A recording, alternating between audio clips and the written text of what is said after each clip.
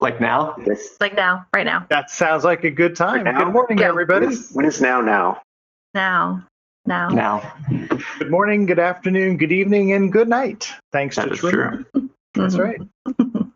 Welcome to the broadcast. We're going to do an hour and a quarter of time on setting up your systems, answering early questions, and general banter about weird things. That's part of our trademark. We have to talk about weird things.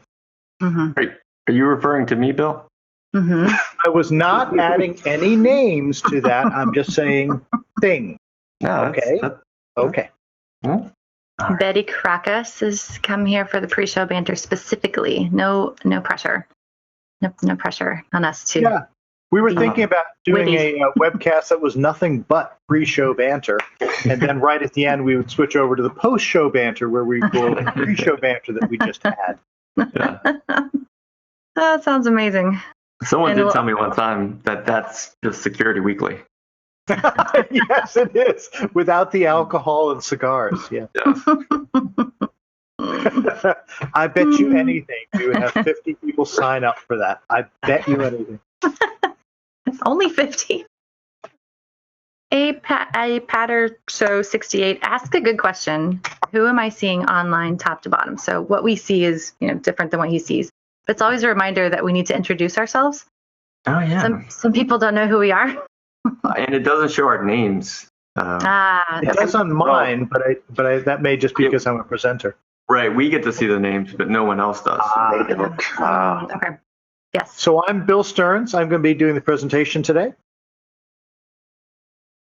Over to I'm Jason Blanchard. I help with the content community for Black Hills Active Countermeasures and Bob's Hack.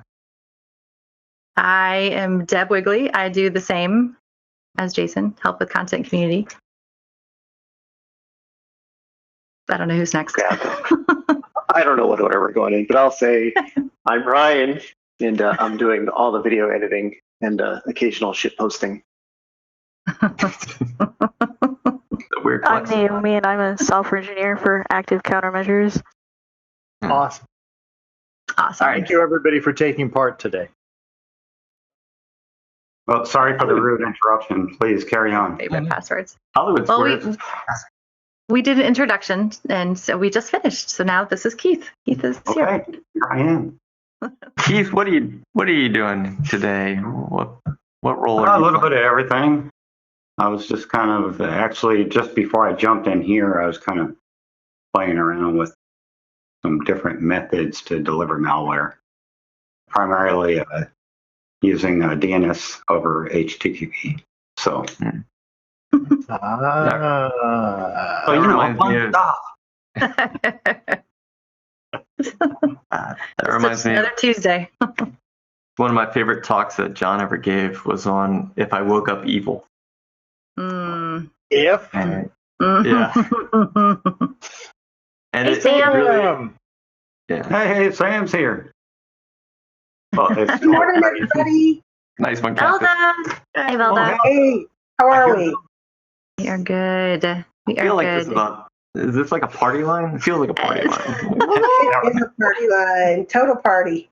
Yeah. Okay. Remember the 90s? They had the party lines like call now and meet singles in your neighborhood. And it was really just like 25 dudes. Just, hello? yeah. well, there were singles. There How you go. How is that us? How is that us? I don't get. Well, there are only 6 of us, but I say things to get a reaction from the Discord audience. That's what I'm doing. For those of you that are from other parts of the world who don't know any of these topical things due to the fact that you're in other countries, thanks for being here today. You can see me. I was like, can you guys see me? No. No, we can't. Black square. there's a Phantom Velda. Where's the Phantom Velda? Did we reach our max? You know what? I'm just going to turn me off and just watch you people. No. Try again. Don't give up. Don't give up. Come on. What's the max amount? I don't know. It's not going to let me share my cam, guys. Oh, you have the wrong role, Velda, somehow? It says your webcam is already in use. Please close all other applications and use your webcam. And try again. Should I just log off and log back in? Sure. Try turning it off and turning it on. on. Someone said malware successful to be delivered. Well done. I can try Keith. logging off, logging on again. Wasn't me. Keith. See you in a minute. Oh, okay. Let me clear up something for all the hundreds of people showing up. This is not the workshop. If you create an account in Discord, please verify your email address, because if you do not, you're going to have a bad time the next time that you want to use it. And then the other thing too is that once you get into Discord, you have to wait 5 minutes before you can post. That is a security measure on our behalf. We had an issue with a pornography bot one time, and I had to go in and clean it all up. And I still, when I close my eyes, I can those images. So we put those things in place. So, You haven't made it until you had a pornography bot invade your server. I haven't made it. Yeah. So which OS do we need to set up? I see this one. Windows 95. Windows Who Vista. said that? Who said that? Yeah. Yeah, I take your Windows 95 and raise you to Windows Me. Oh, Oh, man, You remember that curve? I do. Bitcoin. I got in on Bitcoin was about 15 grand a Bitcoin, and then I sold at about 9 grand. So Oh, well, I don't think you're doing that right. that buy high, sell low strategy is just not what you want to do. I've been buying high, selling low my whole life. That's So if you've got questions, again, you can use the. Radio Shack has answers. That's right, it does, except they're out of Did I business. say that out loud? I know. Was that the outside voice? all right. My camera works. Welcome back, Zelda. Yay. we can see you now. Everybody, this is the deputy. It is Zelda. So if you've ever got an email, show us your cat. The cat comes when the cat comes. It's a cat. It's a cat, yeah. Florida, Maryland. That is where we are at. Some of us. California, Sweden. Oh, wow. That's a name I cannot pronounce. Utah. Mexico, Indonesia, Orlando. I live in Hershey. Orlando. Hey, Orlando. I found a Maryland, comic Nick. book store in Orlando. Oh, Fargo. Florida, Oh, yeah, man. sure. Alaska, Hawaii. Houston, Texas. 2 Houstons. Yeah, I think there are some Three other Lebanese around. We get from 4 Romania, Houston. Houston. Bunch of Houston in a row. You guys could form your own Yeah. group. Orlando, Harold the Barrel. I used to own a comic book store in Orlando. I always say that every time someone says Orlando. That's on the bingo card. Ryan, you will need to create a bingo card that we can let out with the pre-show banters. Well, yeah, good job. Good job, buddy. If anyone I think I'm does, gonna require a little elaboration on the bingo card thing. Oh, it's all the catchphrases that we all use. If it's on the bingo card, you get to mark it off if we say it. Ah, okay. Okay. I didn't get my card, so. like Jason's cat. If I play any of these guitars, what's with the baseball? All Yeah. those. What's my cat's name? We would definitely need Thad Plant on there, so. Oh, the dog. Aww. Awesome. Thank you, everyone, for joining us on this workshop today. We're super excited to welcome Bill. And I don't really have anything else to say, Bill. I'm just going to have you take it away. That sounds great. Hey, thank you, everybody. We appreciate you giving up your time. I've got 4 p.m. UTC and noon Eastern US. So we're going to get going. I'm really pleased to have you here today. I've been using Linux now for almost 30 years, just a little bit more. And it's been a love-hate relationship. I find that I can use it in a lot of different contexts, both work, play, outside projects, and so on. But it's a challenge. So for anybody on this call that's thinking, I'm here, but I don't really like Linux, and I really don't like command lines, I'm with you.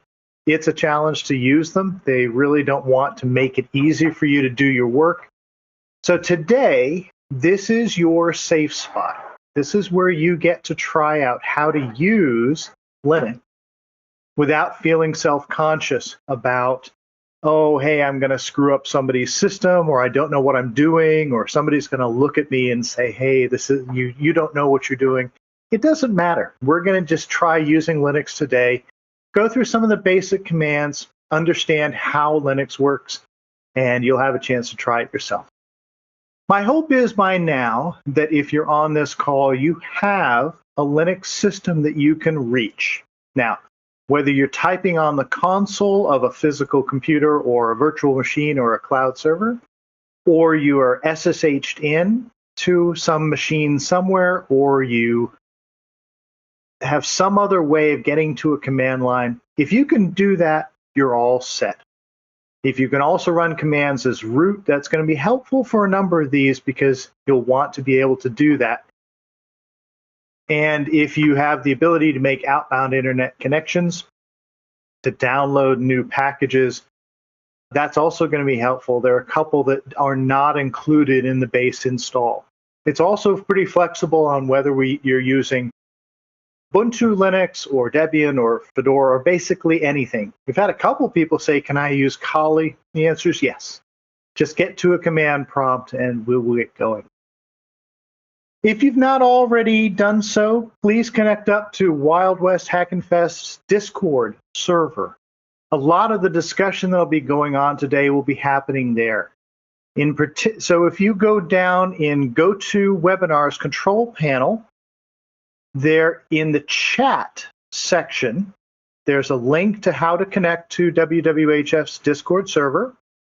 Go ahead and connect up and head over to #live-chat. This is where we're going to have the primary discussion going on during the day.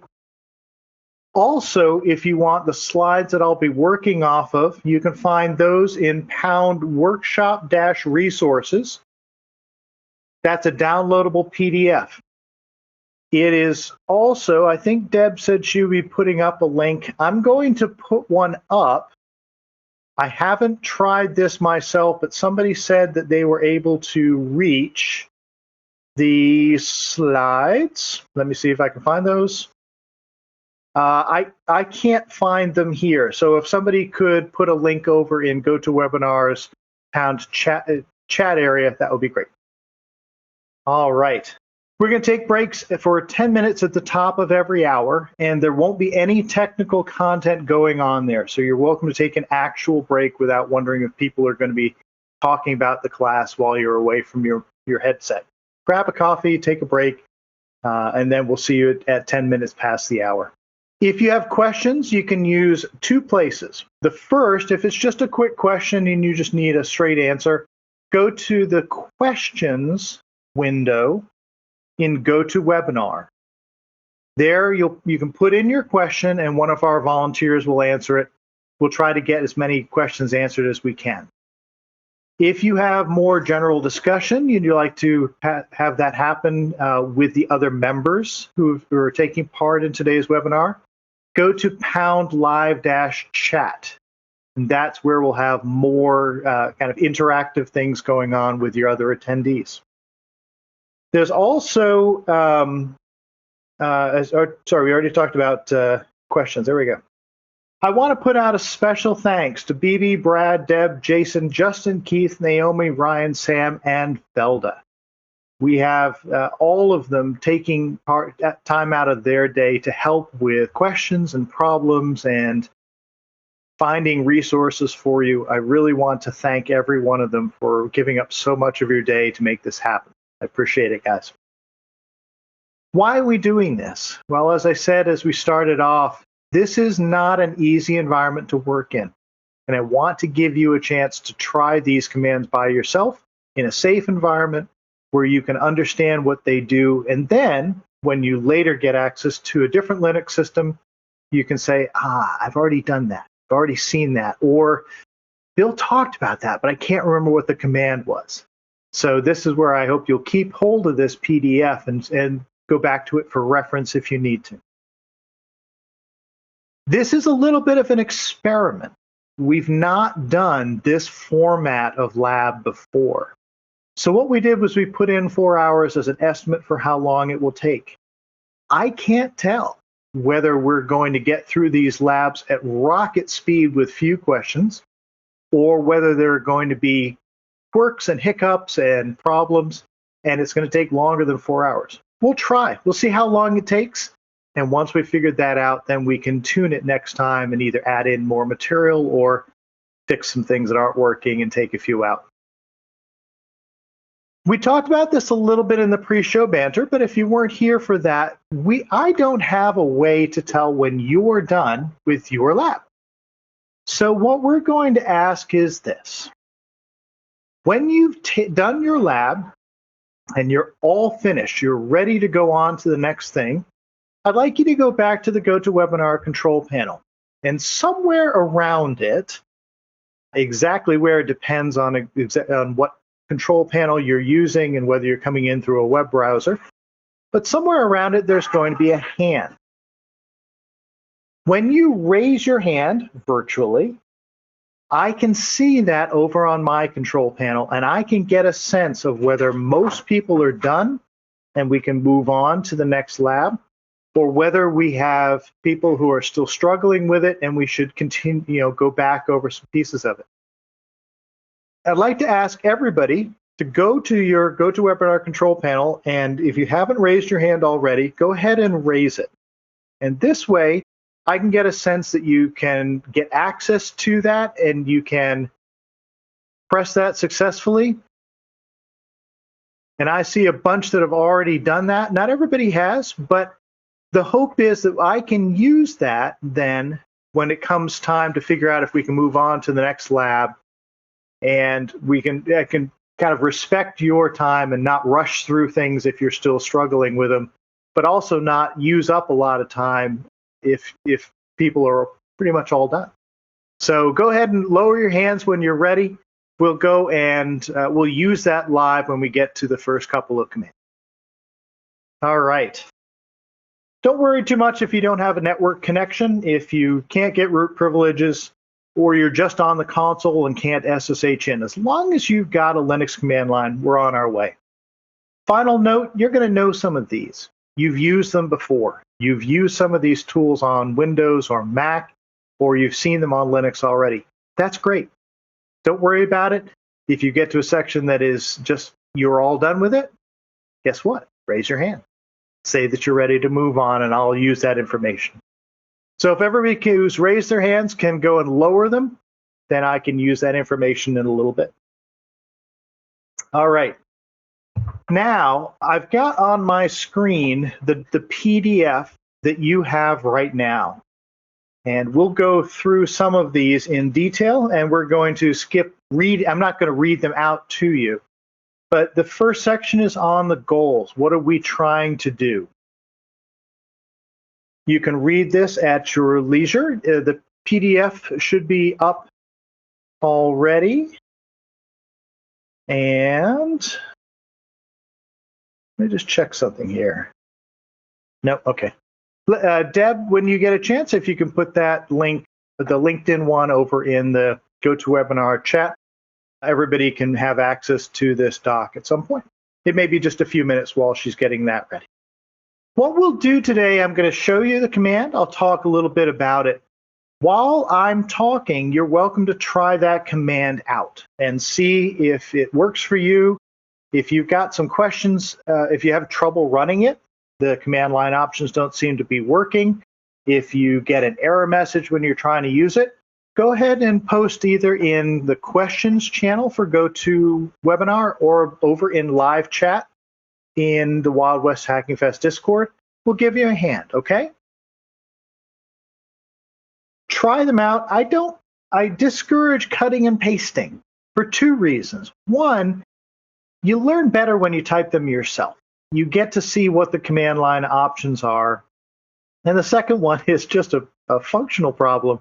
When you cut and paste from a PDF, occasionally the PDF decides that it's smarter about things like double dashes or quotes or single quotes or back quotes, and you get a mangled command.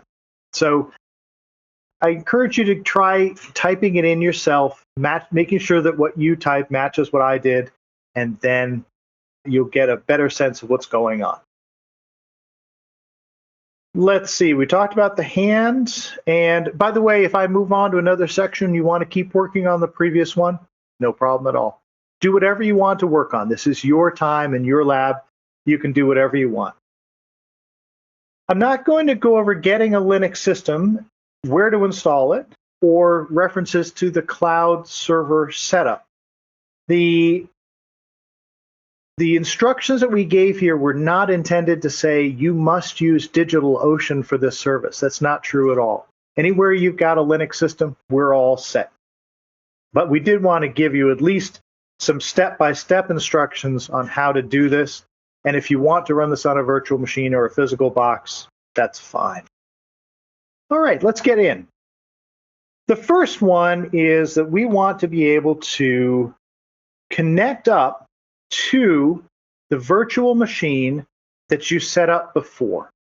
I'm doing this lab on my Mac, and so I'm going to be SSHing to a cloud server at DigitalOcean. This could just as easily be a physical box to my left on the desk. It could be a virtual machine running inside VirtualBox, VMware, KVM, anything you want. But the idea is that I have a Linux command line to work with. Could you do this on a Mac? Well, actually, you can do some of these commands on a Mac as well because it is a little bit Unix-like. It's based on FreeBSD, but I would say you won't get the full experience out of that. So I'm going to SSH to the root account at my Linux box.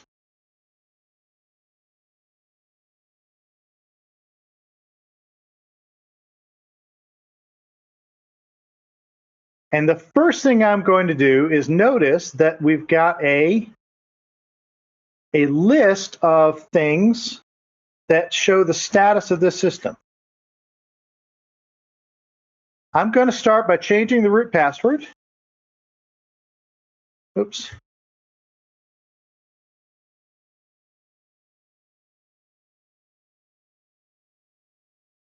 That's the first thing you want to do when you get access to a new system. We want to make sure that nobody else can get in on a default password that was assigned or a very simple password. So I've just changed it to something else, and I encourage you to do the same. This means that when you stop people from coming in and connecting to that account with brute force password guessing. So let's go back and take a look at this system information. This is Ubuntu Linux, and it happens to be Ubuntu version 20.04. The LTS means that it's long-term support, meaning that they make this available they give you updates and security updates for about, I think, 6 years. I'm not sure the exact number. Give you a couple of links to more information about the system. And they also tell you how much disk space you have available, how much memory is being used, how many processes are running, and the IP addresses of this system. So I can connect up to this using any of these except for this middle one. Note that there are a couple of addresses that are internal to DigitalOcean. If an address starts with 10, 192.168, 127, or 172.16 through 172.31, those are called reserved addresses. Those are addresses that you can only reach inside that network. These other ones that start off with 167, for example, here, or this IPv6 address that starts off with 2604, you can SSH directly to those. So, for example, if I disconnect now, and I SSH to root at, there we go, that's it, Bill. Apparently I need to learn how to cut and paste. This IPv6 address, aha, I have a different default port. Ignore that. It'll say, are you sure this is the system you want to connect to? I'll say yes, and I type in my new password, and I'm in. I can SSH to either of those. All right. When you get into your system, now obviously this computer has internet access, this virtual machine has internet access because it's a cloud server. If it didn't have internet access, I couldn't have reached it in the first place. However, if you're on a virtual machine, it may not be the case that your computer has internet access. So I'm going to give you the simplest way to test that. If I do ping 8.8.8.8, that's one of Google's DNS servers. And one of the advantages of that particular machine is that it's easy to remember, and it's also accessible from anywhere. There may be a few countries that block outbound access for citizens, and so that statement is not universally true, but mostly true. So what I'm going to do is I'm going to say ping-C5, which says only send 5 pings, and don't try to look anything up, with -N. -N is a common command line parameter saying don't try to turn IP addresses into host names, please. So I'm going to run that now, and if I ping that, I get 5 lines of response saying I sent out a packet, I got a packet back. I sent out another packet, I got a packet back. Ping is a great way to tell whether you're live and connected to the internet. Down at the bottom, it'll give you a summary, how many were sent, how many came back, how, what's the latency, how many milliseconds did it take to send and receive the response, so you can tell if your network is slow or fast. But the point that matters is I have a live internet connection now. I can send packets back and forth to the internet. That's really helpful if you're on a virtual machine and you're trying to tell if your internet connection is working. Now, the other one to check, I'm just going to briefly show you this, but it's not something that you're going to need to work with right now. If you're having trouble doing lookups, if you think your DNS resolution isn't working and you can't look up host names, the other thing to try is ping-C5-N, www.whitehouse.gov or google.com or amazon.com, whatever you want. And sure enough, not only did it ping, but it also chose the IPv6 address and pinged that.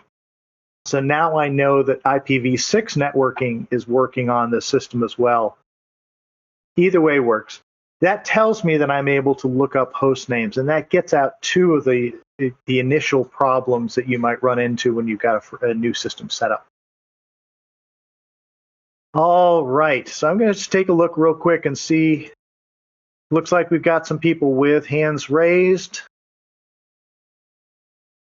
If you're having trouble turning on networking, there's a block in this document. And thank you, by the way, from the people who posted that link up on LinkedIn. You can find the PDF that I'm working on right now. So if you don't have it already, go to GoToWebinar control panel, scroll down to the chat area, and there are 2 links here where you can find that PDF, download it to your system, and look at it in any PDF viewer. That way you can follow along with the commands that I've got rather than trying to squint through your screen and say, what is that particular one? That's a little small. If you're having trouble turning on networking, you may have to manually enable DHCP. It's not something you're likely to have to do. You almost certainly do not have to do this on a cloud server. It's possible you may need to on a virtual machine. But I include the instructions on how to handle that in Ubuntu 20.04. Unfortunately, there are a lot of different ways this works, so I can't give you a universal way to make this happen on all operating systems. We're just trying to give you the basic setup. Cactus, I don't know, actually that doesn't show up on every screen. Good. Cactus, the tool is called GKRealm, GKRELLM, and we will talk about that later. It's available for Linux, Mac, and Windows, and we'll talk about that a little further down. When you make network setting changes, you generally need to reboot the system. And the command for that, I don't believe I've got that up on this screen, although I do have it later in the lab, is sudo reboot. No quotes around it. I'm not actually going to run this now, even though it doesn't take all that long to reboot a Linux system. Let's just not. This is if you've made network changes or something drastic and you want to make sure everything's all set, but it's not generally required. Linux systems don't need to be rebooted. Let me see here. If I look at the uptime command, this particular Linux system has been up for more than probably about 3.5 years. And there's no need to reboot it. Anyways. So once you've got that ready, I do want to make sure that you've got some basic updates in place. I wouldn't do this right now. I wanted to give you these commands early so you could run them. But the command to update all packages, I'm going to type it out so you can see it.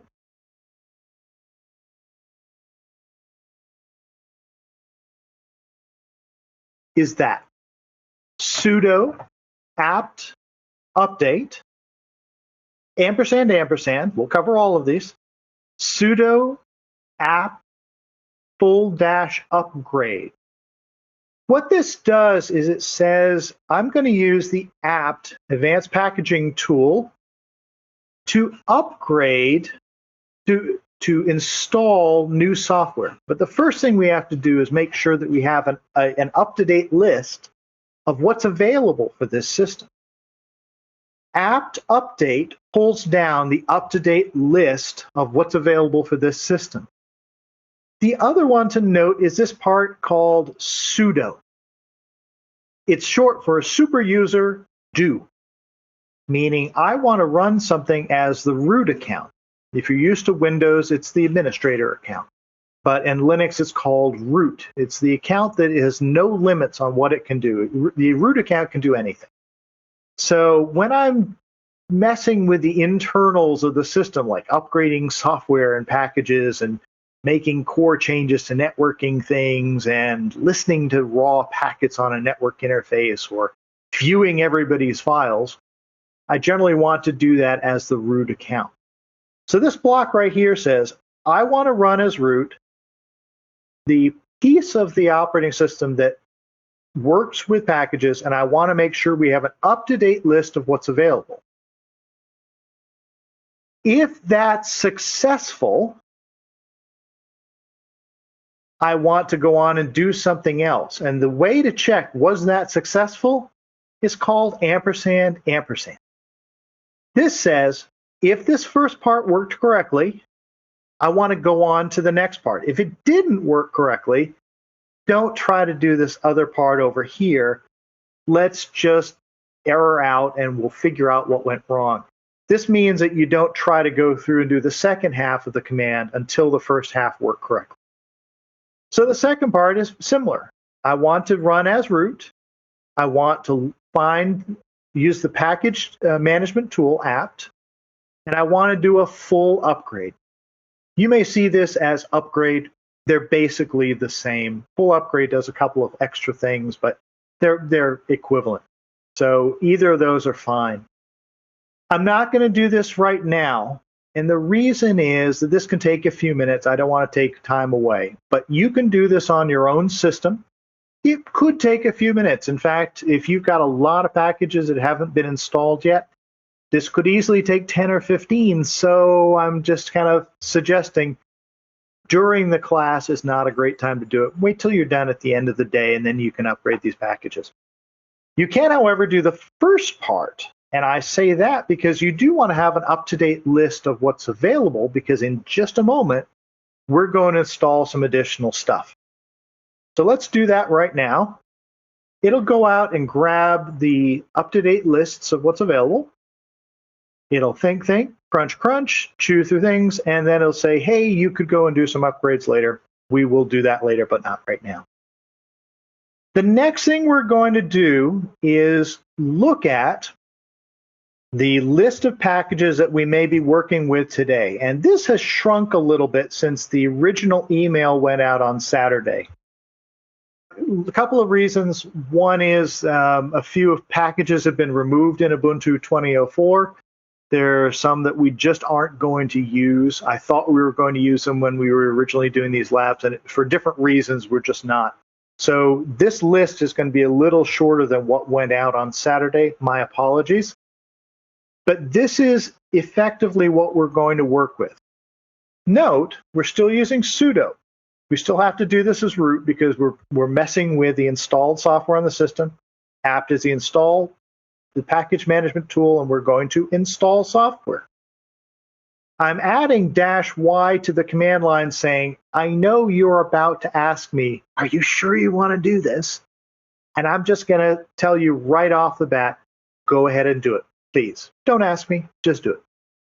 So I'm going to run this command now, and we'll go over all of these tools today. Don't worry too much about them. Some may already be installed. That's great. Some may not. We'll put them in. And if you're working with a different Linux distribution, please understand that some of these package names may be different. So if you're using Kali Linux or Debian or Red Hat or CentOS or any of the others, and you say, well, this is kind of interesting, but I can't find this package, what's the equivalent? You can either do a Google search for your Linux distribution name and the package, or you can ask over in #live-chat and see if somebody else can give you a pointer of what package name to use. In short, these should all be pretty standard ones, and I think you'll be able to get most of them. I'm going to run that now, and it's going to fly through. Great. I'm basically just going to hit enter on all of these. Should super users be able to capture packets? Should non-super users be able to capture packets? I'm going to leave that at no. If you've got a low security system, it's one that you work with yourself, you could turn this on. But remember, we're going to use sudo to do root level things. It's generally not needed. If you're being asked about DD client or DD update or bro-aux or bro-ctl, just leave those off the command. You may have the original list that included some that we're just not going to use today. Also, you occasionally get these prompts saying, do you want to install a new version or keep the local version? In most cases, you keep the local version because you've made some changes. You want to keep those changes rather than installing the new configuration file that's coming down with a new package. This is a really tricky part of sending out packages and letting people make their own customizations. What happens if the local users made a customization and the new version of the software is different? The short version is generally keep the local version currently installed, but you can also start comparing the two and finding how to merge the changes. We'll skip that today. A lot of things that happen in the background are things like merging in manual pages so that they're easily found. Packages are pretty smart. They're pretty good about telling the operating system, oh, by the way, after I'm done, you need to do these other things to go and make sure that I'm installed correctly. Pretty soon, you're back to a command prompt. All right. If you have a Linux system that has a graphical desktop on it and you just happen to be typing in a terminal or on the console, that's great. There are two more packages you can consider installing. I won't do them here because I don't have a graphical desktop already set up, but I will type out the command so that you can see it in slightly larger font. Both of those are graphical applications. Just like Windows, just like Mac OS, you have graphical tools with drop-down menus and file and edit and help menus in the top right and all the rest. We won't be using these all that much today. If we need them, I'll go and install them later. One quirk is, if you haven't installed any graphical tools yet, you'll have a lot of extra packages to install, because things like font management and window management and what's your windowing system, there are a lot of things in the background that make graphical tools work. So these would be long installed. I'm not going to run these right now, but you're absolutely welcome to if you have a graphical desktop. And I'll even show you how to run graphical tools without a desktop a little bit later in the talk. Final setup task is to make an account where you can log in without being root all the time. So here's how you do that. The commands are listed over in your lab workbook, but I'll type them out here. I'm going to use the user add command. If you're on an RPM-based system, Fedora, CentOS, Whitebox, SUSE, Red Hat Enterprise Linux, you'll probably use add user and the name of the account with nothing else on the command line other than sudo, of course. On the Debian and Ubuntu sides, you generally use user add. And so here's what I'm going to set up. I'm going to make an account called lab user. As I said, you can use either user add on the Debian side or add user on the Red Hat side. You have to do this as sudo because you're adding privileges to the system, and we want to make sure that you have the rights to do this. M says make the home directory, and -- group says add this to the sudo group. What this does is it immediately grants that user the ability to run commands as sudo, so that I can switch out of always being logged in as root and instead switch to a non-root account. So let's run that right now. Oh, I ran it yesterday. Okay, cool. That's half the fun of setting up a cloud server. You can never remember what you've reverted. So I should be able to do password lab user, assign a password to it. Oh, apologies. I'm going to do this the right way. Here we go. I want to put sudo in front of that to say I can run this as root. I'm going to get back to that in just a second. So if you've got questions about that, hold on for just a moment. I pick a new password. We put that in. And now, if I log out as root and SSH to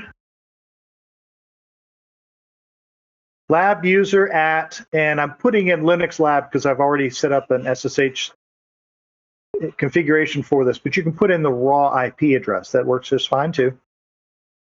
When I connect up, of course, I've already set it up so that it will connect up directly. Yep, okay. So I set up key access already for this, and that's why it logged in immediately. Now, if I type sudo space who am I, it's going to ask me for my password. I type that in. This is my password, not the root password. But it switched to the root account to run the command, who am I? If I just run who am I without putting sudo in front of it, I get my own account. So with the sudo command, I get to switch to a different account, root, in almost all cases, to run something that needs to be run as root. Make sense? Some of you may have been asking, well, wait, Bill, you were logged in as root, and you're putting sudo in front of all these commands. It's a good habit. First of all, it's a good habit to not use the root account, but we hadn't set up an account yet for testing like lab user. But it's a good habit to put sudo in front of commands that need it. If you happen to already be root, that's okay. Nothing breaks. But it means that you don't have to think, geez, am I root or not? Just put sudo in front of it if you think it's going to need it, and things generally work. All right, so now I would like to ask you to raise your hands if you are all set with this section. If you want to take a few more minutes and try some of these commands out, if you started running sudo apt full upgrade and things are taking a little bit longer, you can hold off raising your hand. But I want to make sure that people have had a chance to try these commands, to set up the lab user account, to feel ready to move on. So I'm going to hold off for at least a minute. and we'll see how many hands get raised. And when it looks like things are pretty much done, we'll move on. Okay? I see someone who tried to do an apt install and could not get locked. What that means is that at any moment, only one program can be playing with a list of installed packages. If you get that message, it means that there's another program in the background trying to install or update packages. Linux systems usually are smart enough to hold off maybe 10 or 15 minutes after boot time before checking to see if there are updates automatically, and in many cases installing them automatically. But while they're doing that, if you happen to come along at that wrong moment and say, I want to install this other packages, it will come back and say, hey, some other program's working with the list of installed packages. I can't really screw with that at the moment. Don't worry about it. It's not an error. It's not a problem. It just means somebody else is installing stuff in the background. And it's almost certainly an automated process that just happened to run a few minutes after you started the system or once every 24 hours. Are there any other questions that are coming up in either live chat or in GoToWebinar that I should cover, volunteers? I got one question for you. Yeah. How do you log out from the command shell and log in as a lab user? I'm not sure. Oh, perfect. Great. So let me go back to where I was. I was logged in as root before. So, Whoops. So here I am. I'm logged in as root. Now remember, a little while ago, I made up a new account called lab user. And what I want to do is disconnect from this and then reconnect as the other account. I'll show you another way in just a minute, but let me show you the basic one. The first way to do that is to hit Control D, which says I have no more input for you. But the more explicit way is to type exit. And that closes down the command shell that I'm looking at right now and returns me back to my laptop. So now I'm typing on my laptop instead of my Linux lab server. Once I've done that, then I can change the account name from root to lab user. And I connect right out to that remote system as lab user. It will usually ask you for your password. I had this already set up to accept SSH keys. We'll see how to do that in just a minute. It's hard to kind of organize this in a way that builds up in a linear fashion. I have to kind of reference things that we'll talk about a little later. The other way, by the way, is to say I want to switch to a different account with su-root or su-labuser or su-bill s or whatever the account name is. If I do that, I'll be asked for that user's password, and I can type that in, and I directly go to that account. And now I'm logged in as that user. So you can actually switch back and forth all day long with nothing more than su- commands like these. And because I was already root, it doesn't even ask me for my password. It says, well, you had the privilege to do anything you wanted with that account anyways. I'm just going to let you go. The dash, by the way, says when you switch to the other account, use that account's environment. All right, so just double checking on the hands raised. It looks like we've got quite a few who are already finished with the lab. If you've got questions, if things didn't make sense, if you're still running into problems, please check in on workshop prep questions. Sorry, on live chat, my apologies. We're on using that channel now. Or ask questions over in the questions window of GoToMeeting. All right? In a lot of these sections, I'm going to have references. This one was how to get to the DigitalOcean console. Remember, there is no physical console on a virtual machine. So if you want to get to a console on a cloud server, you're essentially doing it through a web browser. And DigitalOcean has very explicit instructions on how to do that on their environment. So do the other cloud providers. By the way, we're not getting any kickback from DigitalOcean or any other program or service we recommend during this talk. I'm only recommending DigitalOcean because it's very straightforward and easy to get set up. I did one talk for a Linux users group where I did the entire setup of a virtual machine using nothing but my nose. It's a cute little trick, but it really is that simple. All right, so let's go and take a look at command line essentials. What do you need to know when you first logged into a system and you want to be able to work with that system? Well, first of all, what's running on it? I'm going to start off right off with the command ps space axf, and I'm going to send the output of that command into well, first of all, let me run this just as is. So sudo space psaxf. It says, I want to make sure you have the privilege to do this, so type in your password. I do that, and you'll be asked the same thing. And what you get is a list of running programs. I'm going to run it again.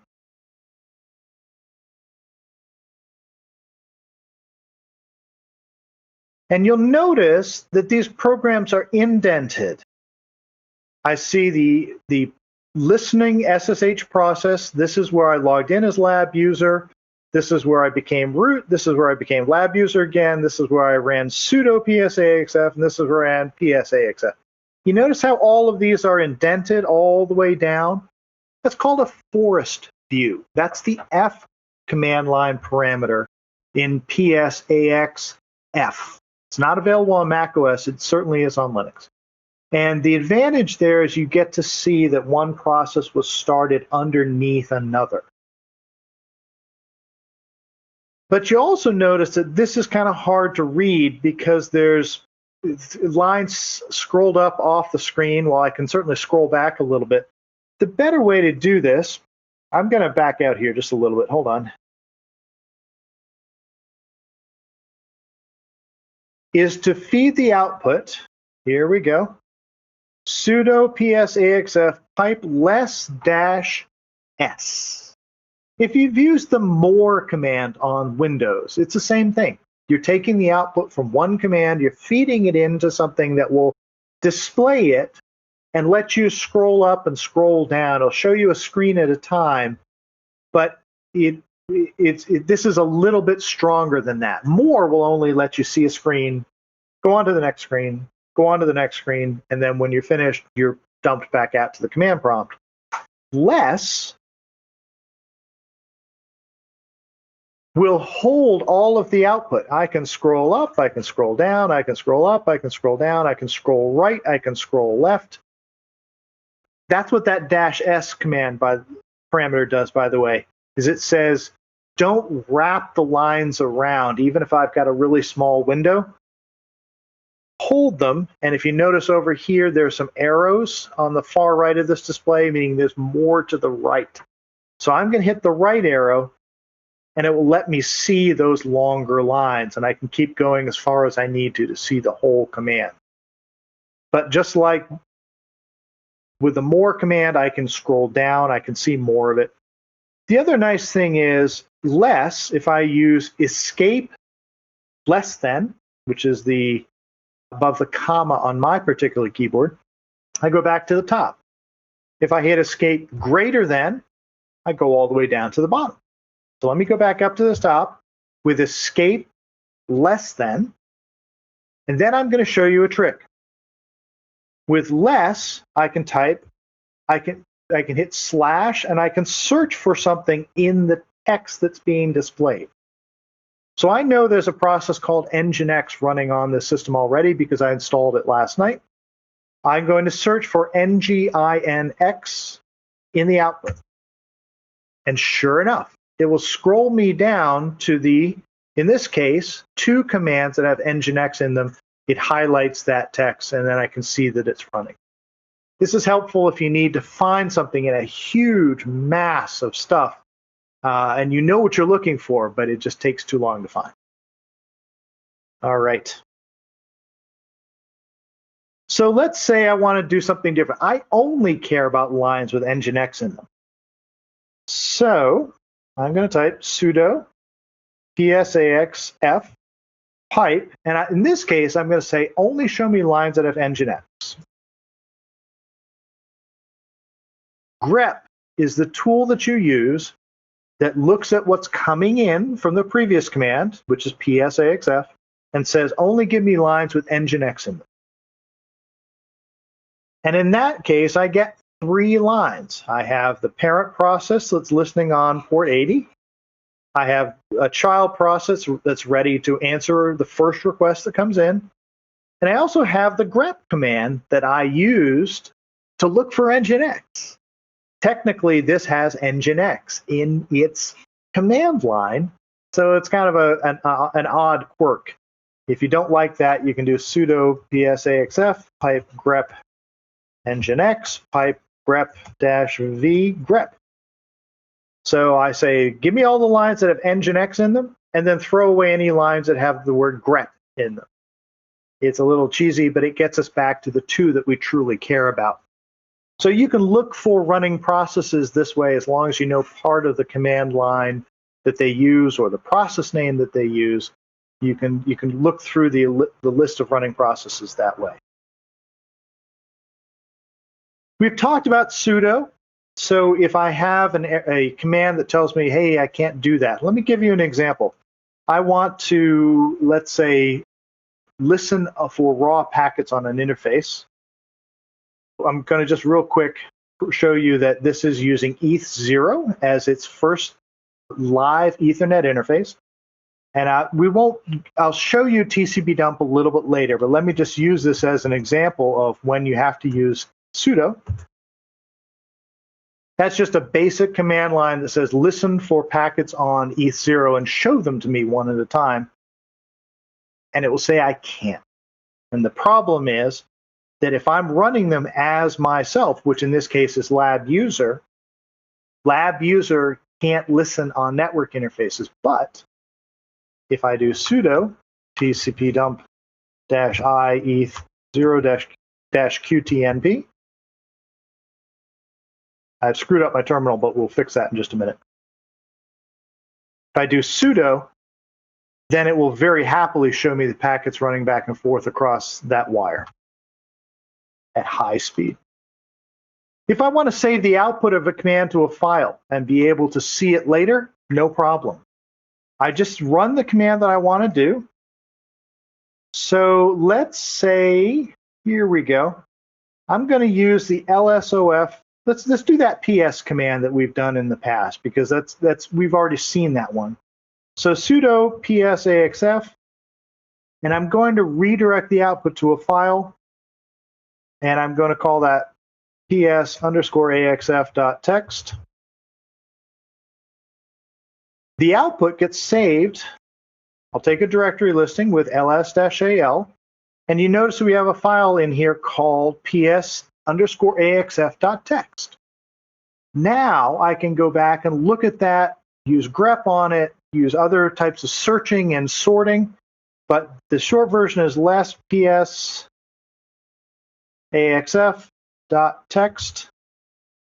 and I have this as a text file instead of the output of a running command at the moment. That file won't change even if the list of running processes does. So use psaxf if you want to see what's running right now, but if you want to keep a snapshot and do some work with it for the next 20 minutes or so, you can save the output to a file and work with it by hand. All right. If I want to save any error messages, I'll show you the syntax here. It's just slightly different from the previous command. It's sudo psaxf greater than ps_axf.text 2 greater than &1. Ugh, ugly. Just remember it. It says take the standard error output, which is where any errors created by a command would go, and redirect them, that's the greater than, to the place where the output is going. Now remember, we redirected the output into a file. So as long as you do it in this order, you redirect the output to a file, and then you type space 2 greater than ampersand 1, both the output and any error messages will get saved into that file. PS doesn't normally give us error messages, so I need to come up with a better example than that. But that's how you save the error message. Down here, there are multiple ways where you can get more help on a command. I'm just going to be touching the surface of these. There's no way I'm going to cover all of the different options that you could have. So when you've got a command and you want to know more about it, how to run it, what options are available, oh, I forgot what that option was, you can use these all day long. Let me give you a couple of examples. Man PS.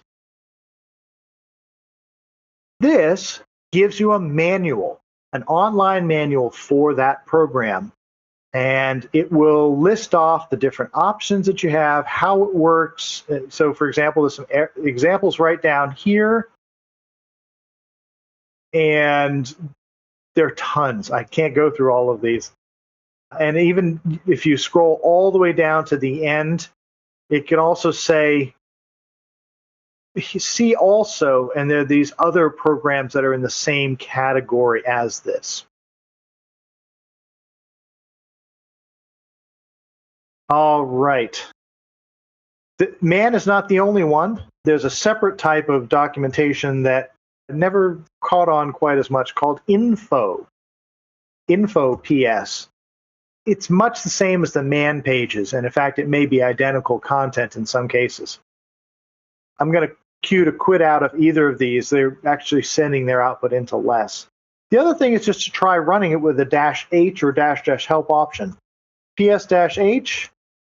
Now, there is some, they actually use -H for something. That didn't work, so let me just try PS-help. Well, that didn't work. Yeah, actually kind of did. For additional help text. So PS-help space simple. Hey, Bill. Yeah. We've had a couple of requests. If you could make your font in your terminal bigger. I don't know if you saw that. Absolutely. This is really hard to see, so let me go and bump that up. So is that going? So if you had trouble seeing it before, and you're still having trouble seeing it, can you send in an additional request, and we will bump it up as large as you want? Okay. I'm also going to show you briefly how to. I'll tell you what. Let's see here. We're going to get down to this in. Sorry for scrolling up and down so quickly. Nope, we're going to do it right here. Here we go. Perfect. So one of the common things that you need to do when you're sitting at your laptop and you've made a connection into some remote computer, I may want to be able to move files back and forth. Look, it's great that we've got a Linux system, but I've got all my tools on my laptop. So I want to be able to pull files from the Linux system back to my laptop, and I may have a file that I need to install on the Linux system, and I need to be able to push it from my laptop over to the Linux system. The nice part is that there are two commands to do that. There's one command to do that, actually, and we can use it to push files either direction. So let me bump up the font size a little bit here. All right, so if we go to /temp. /temp is a nice place to put files briefly, because everybody can write to that directory. There's no problems with getting content in there. There's a whole bunch of garbage in there right now, but that's okay. Don't worry about it. So I'm going to push a file. I'm going to pull a file from the Linux system back towards me. All right. SCP Linux-lab :/etc/services to /temp. Let me read that off. SCP is secure copy. What you send is encrypted in both directions. I'm going to pull a file from the Linux lab system, and the colon there says what's to the left is the name of the computer where I want to get this file. The file I want to get is called Etsy Services. It's just a standard part of what's installed on a Linux computer. It's not a major configuration file. And I'm going to pull it back to my laptop, and I'm going to put it in the temp directory. So let's run that. And it's going to ask me for my password. I put that in. And now if I go to the /temp directory on my laptop, and if I could type, there is now a file called services. Let me look at that with less space, services. And here we go. This is the file that got pulled back from my Linux computer. All right. I'm going to show you the other direction real briefly. So I'm going to put the words hi there, and I'm going to put them into a file called test77. And remember, this is on my laptop. You see how the prompt says it's WLS Mac Pro? This is my Mac. So if I cat the file, test77, there's a single line with the words hi there in it. I want to push that over to my Linux system. I'm going to put in the name of the file that I want to send. I want to send it to Linux-lab, and you can use the IP address of your lab system if you want. And I'm going to put it over in the temp directory on the remote computer so that we can see it. So you notice that Linux-lab : is on the right-hand side. And the colon is what signals to SCP that we're talking about a remote computer. So I'm taking a local file, test77, and I'm pushing to the Linux lab system, and I want it to end up in /temp. Going to ask me for my password again. I put in my password. I type in my password better. You gotta love it. Here we go. Let's do it with the lab user account. And sure enough, if I go to /temp, I should see test77 show up in the list. And if I look at that, up comes the content. So this is a very basic tool, but it means that you can move files over to your Linux system and pull them back. SCP is the tool that makes that happen, but it's based on SSH. So the fact that you're able to SSH into the system is all you need in order to be able to use SCP to move files back and forth. Okay, we just out of reference, I think I saw somebody ask, how is Bill SSHing to those machines without typing the IP address of the system? And the answer is in a webcast. And it's in a blog post that we did. I'm going to show it to you a little further down. But if you scroll down to the SSH page, the last URL on that page is how I did that. And you can do this yourself. I encourage you to do this yourself because I'm not about to go and remember IP addresses forever. My brain is just not that good. So another question was, can we use this SCP trick to bring files on and off the system? The answer is yes. Could somebody use this to exfiltrate data out of a network? Yes.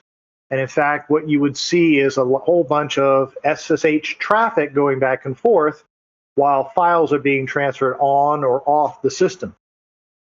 And because it's encrypted, you can't tell what's going on inside. There's some good guesses that you can make based on the timing of the packets and the size of the packets. But SSH is a double-edged sword. It's how we keep our communications safe, but it's also impossible to look inside without some real tricks. And that means that somebody can move files on or off the system.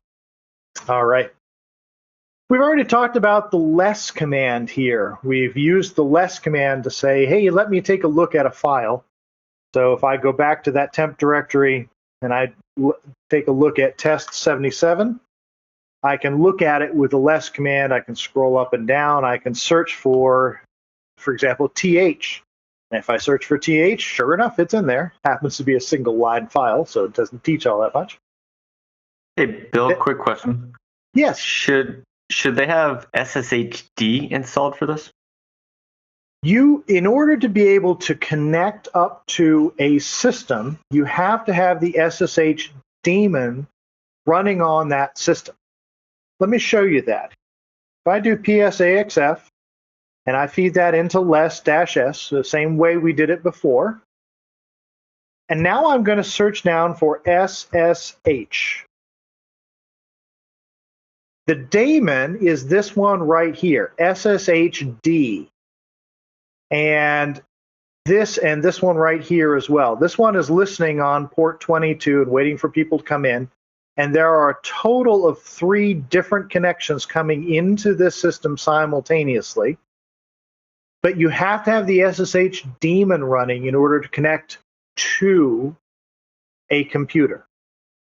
I do not have to have the SSH daemon running to be able to type SSH or SCP or anything else that depends on those to connect to another system. The SSH daemon is only needed if you want to be able to accept incoming connection. Does that make sense? I'd love to be able to look at your face and see yes or no. But if it doesn't, write in and we'll go and clarify. We've got plenty of time to do that. All righty. So we've already looked at the less command, and I've shown you how you can search down with /. So we search down in this case for SSHD. If I hit / and enter again, it'll look for the next line that has SSH in it. And if I hit / and enter again, it'll look for the next line. / and enter again, look for the next line, and so on. And so I can quickly move down from line to line and see all of the things that are coming in. T. Manster made the comment, it's not part of a standard desktop build. And that may be true. You may have to install it manually. So just like we've installed packages a little further up on the screen, you may have to install OpenSSH-server. So that's one of the reasons why I encourage people to use the server build for things like this, but you can absolutely do the desktop build. On a desktop, you're more likely to be SSHing out to other systems, but you can absolutely accept connections coming in as well. All right. Oh my, here we go. One more before we leave this section, and that is editing files. There's a holy war. If you ask people what their favorite editor is, you can start an argument that'll last, 3/4 of an hour and go through 4 or 5 beers at a bar. Though most people don't go to bars to complain about this. The 2 common ones that people like are Vim, V-I-M, and Emacs, and they are both confusing if you just started using Linux. I'm going to encourage you to use a different one. So in this case, we have a file called test77, and I need to edit that file. No problem. The editor I'm going to suggest you use is called Nano. I believe it's going to be installed on at least Debian and Ubuntu systems. I'm not certain about Red Hat and CentOS, but it certainly is available on them. Just like any other editor, I give the name of the file that I want to edit on the command line, and I hit enter. Immediately, I'm dropped into edit mode. This works just like you'd expect. Just like Notepad on Windows, I can go up and down. The arrow keys all work. And then, if I want to add a new line,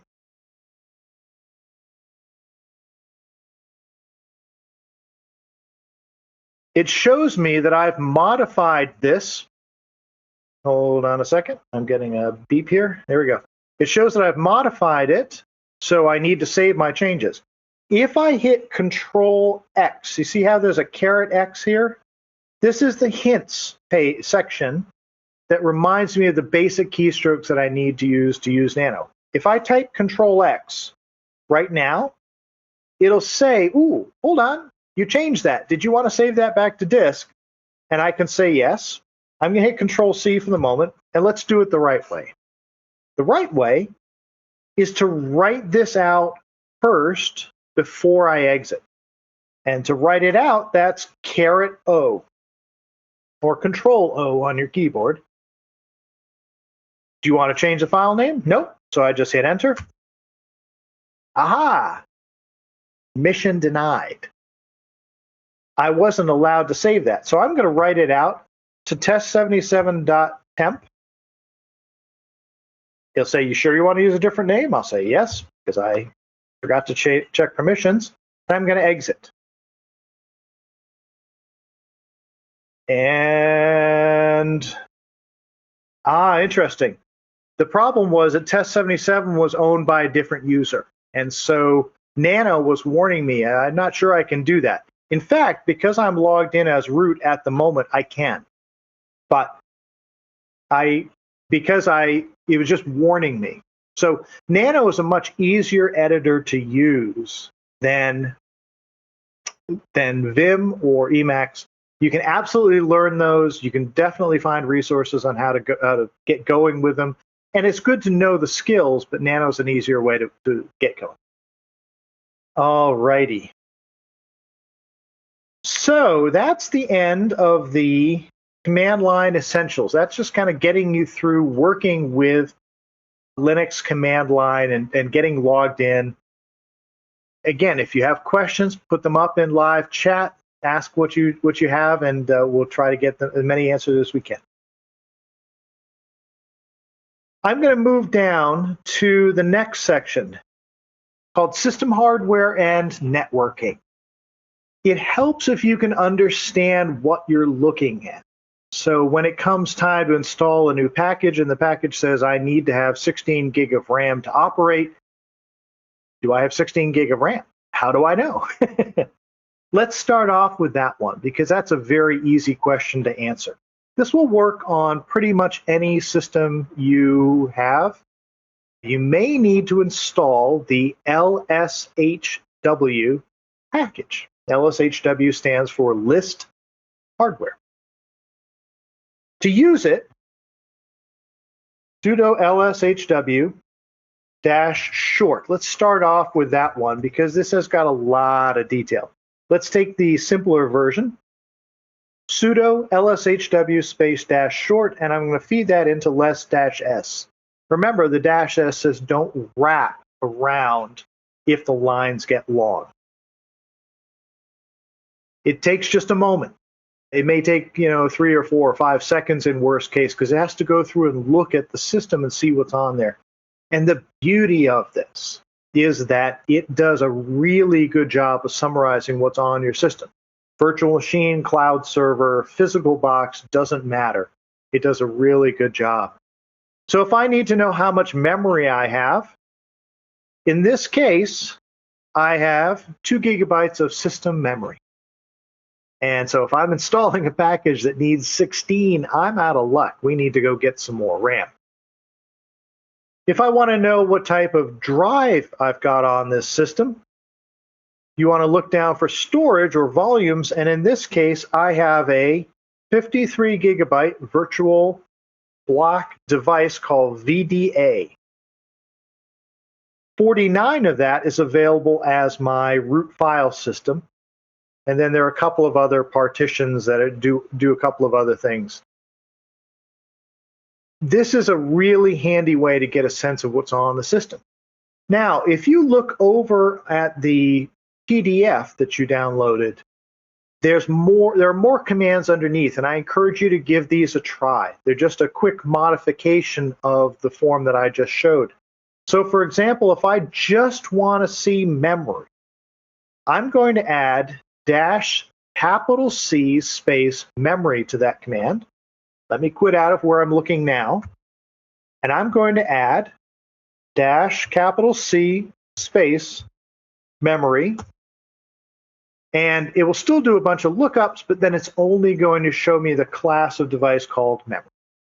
In this case, I can quickly find out that I've got 2 gigabytes of memory. Try out the other ones as well. Take a look at what kind of output you get. And I'm just going to briefly take off the dash short and show you the long form. And there is a lot in here. This is listed in a hierarchical display. It shows you the individual items and their sub devices and their sub devices and so on. You can see the individual processor. In this case, we have only one processor on this machine because I'm cheap and I wanted to be able to do this lab for less than a US dime. And all kinds of detail, down to the individual banks of memory. Now, it doesn't make much sense on a cloud server. There's really only one bank, but you may find yourself in a situation of saying, can I add RAM to this computer? And now you need to know what chips are in each slot in order to know if you have any free slots to put new RAM in. There's a lot down here. We won't go through all of these. If you have specific questions, we can certainly go over them later. So try out those other ones that I've got listed in there, the processor, storage, disk, volume, network, and display, and get a sense of what's on your system. I think it's kind of interesting sometimes to see what devices show up in a virtual machine, even though there's no physical hardware associated with a virtual machine. I'm going to switch down to looking at the block devices. Block devices are drives.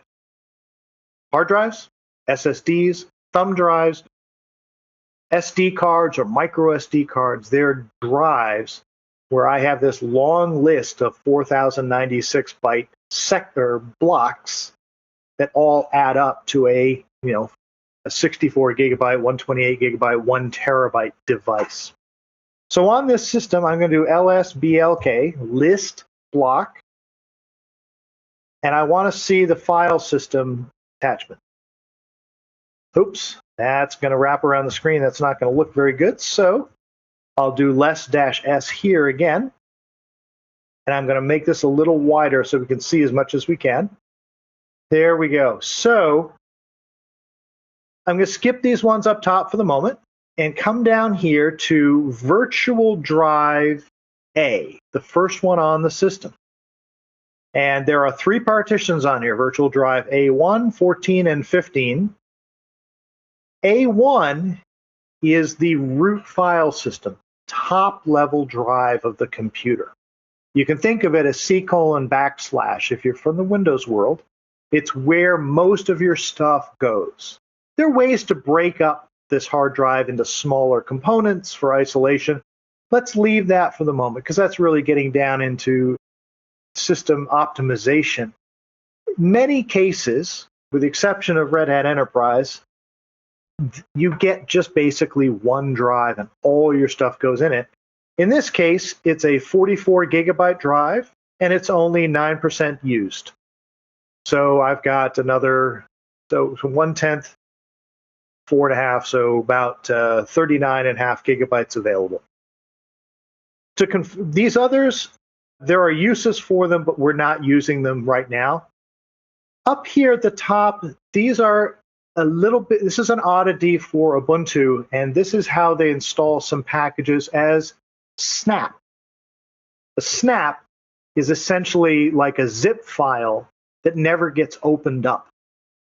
You download a snap as a running application, and then when you need to access it, you kind of access it inside the zip file. It's neither here nor there. It's just a different way of installing software. So in addition to seeing those block devices, I'd like to know how much space is free, and the equivalent command for that is df-h. df is disk free. And H is human readable, please, because I don't feel like looking at long strings of digits and adding commas in my brain. And this is beautiful because I can see, here's my root file system, the fourth line down. Just like we saw before, it's on VDA1. We've used 4.5 gigabytes of it, and we have 44 of the original 49 available. DF is a great way to tell whether you're running out of disk space. We'll show a little bit more of that in a little bit.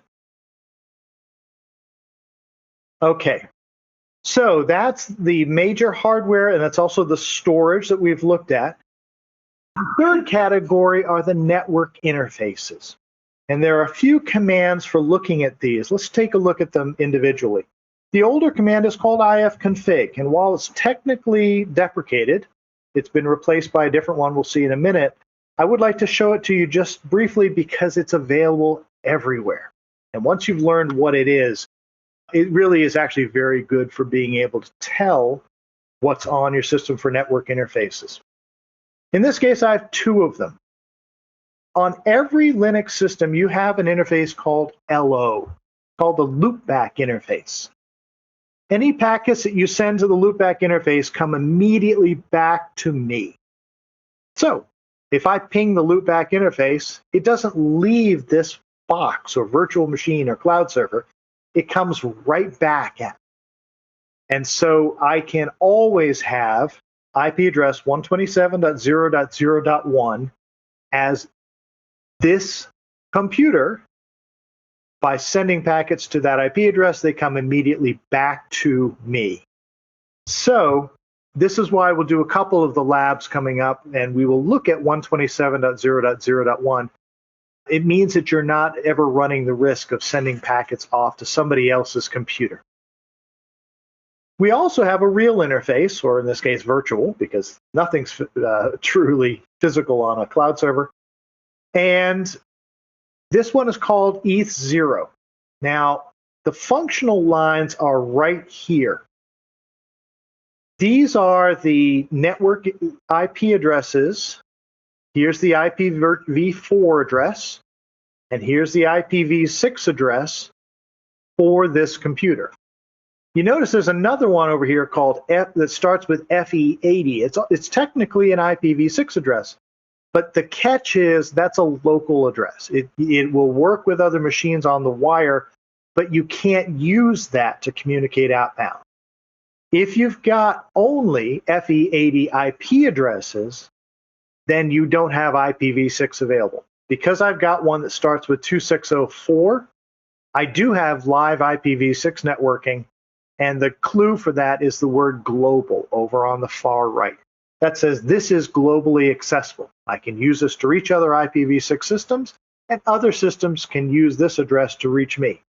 So as you're sitting on this webcast right now, I have no doubt that 12 of you have tried to log in to root at either of those IP addresses. I can't stop you from doing it, but I will remind you that I didn't give you permission to do that. So I would encourage you not to. You may, that's not. I'm briefly mentioning that there's a MAC address for this as well. That's a unique address assigned to this interface. And this 12-character address is broken up into two parts. The first is the manufacturer, and the second is the unique address underneath that manufacturer. So you can actually use this in some cases to figure out what type of hardware is in there. I'm guessing that if you look this up in what's called an organizational unit identifier, or OUI file on the internet, you'll probably find it something like the clouds, the virtualization software that's being used at DigitalOcean, or it might even say DigitalOcean. I don't know. You can also see how many packets are sent and received here. In this case, I've moved about 700 megabytes out, received 700 megabytes and sent 600 megabytes. So that's the Cook's tour of ifconfig. There's one other command line you should be aware of, and that is -A.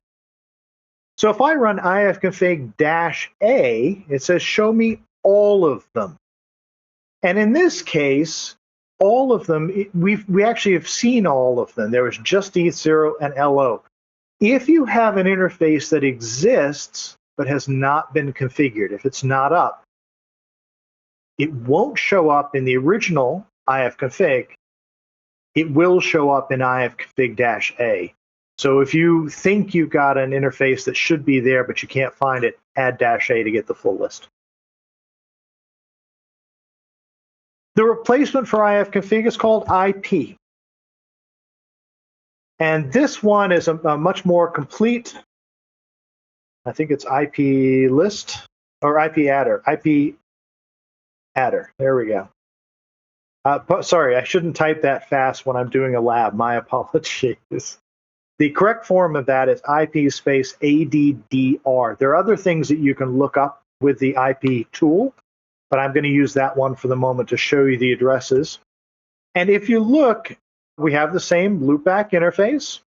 It's still got the IP address 127.0.0.1.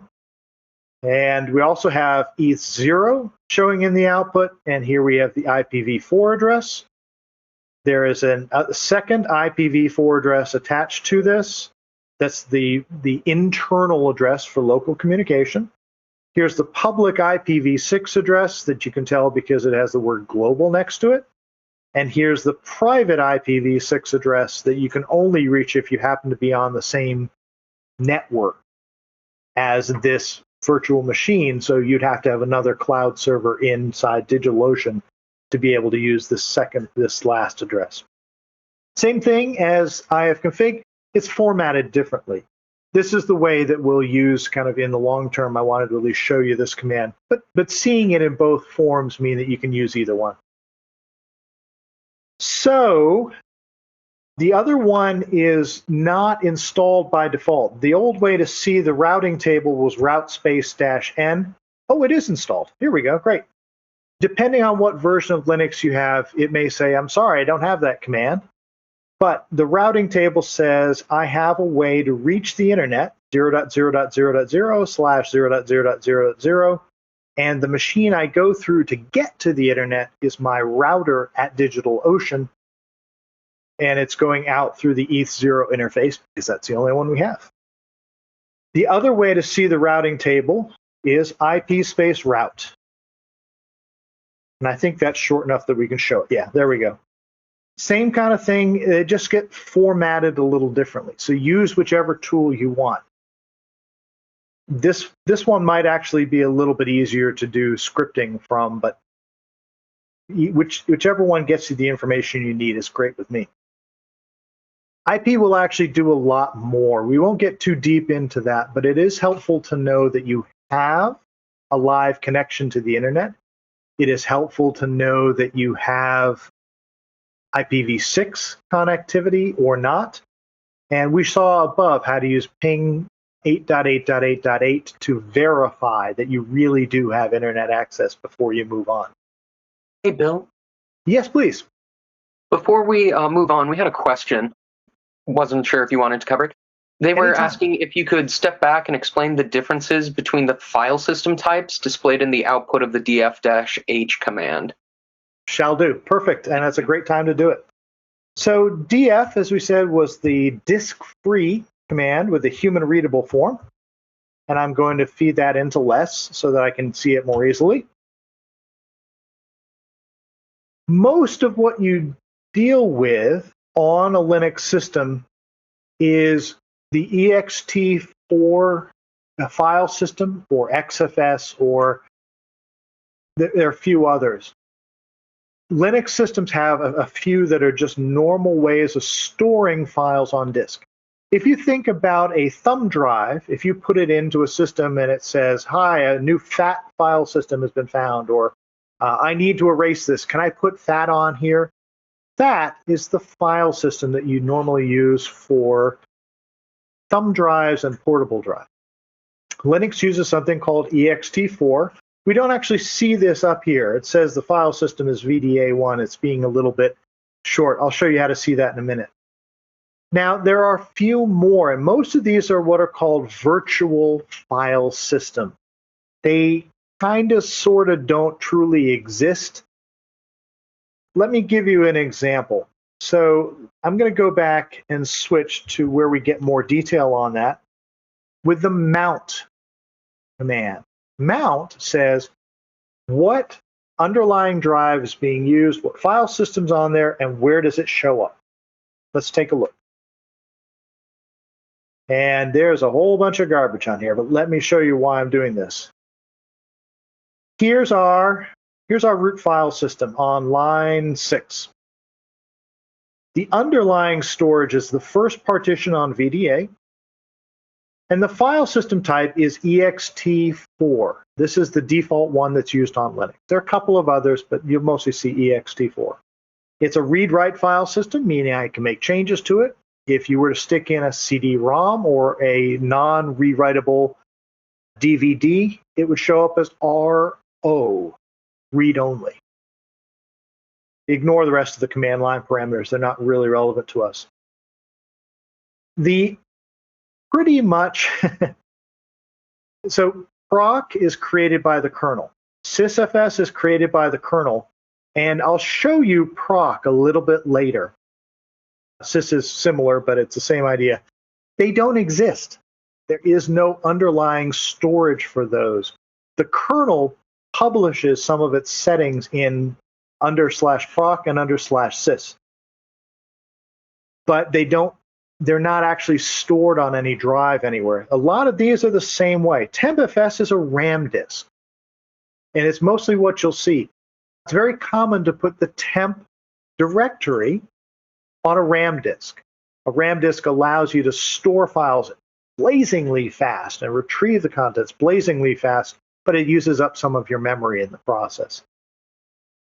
The rest, I think I'm going to punt on, and not because they're not interesting, but because you really get down into very esoteric topics. C groups are process groups. It is far more detailed than I think is worthwhile for a starter class like this. And there's so many of these. The debug file system, the trace file system. Fuse is the user space ability to mount things that aren't really there. So I can, as a user, mount a remote drive and make it show up like it's local. Fuse control is the way I talk to the kernel to make those happen. There's a lot in here that I think we should probably skip. If you have specific questions, catch me on Discord after the class is over, and I'm happy to go over any of these. All right. I put in 2 commands here I'm encouraging you not to run.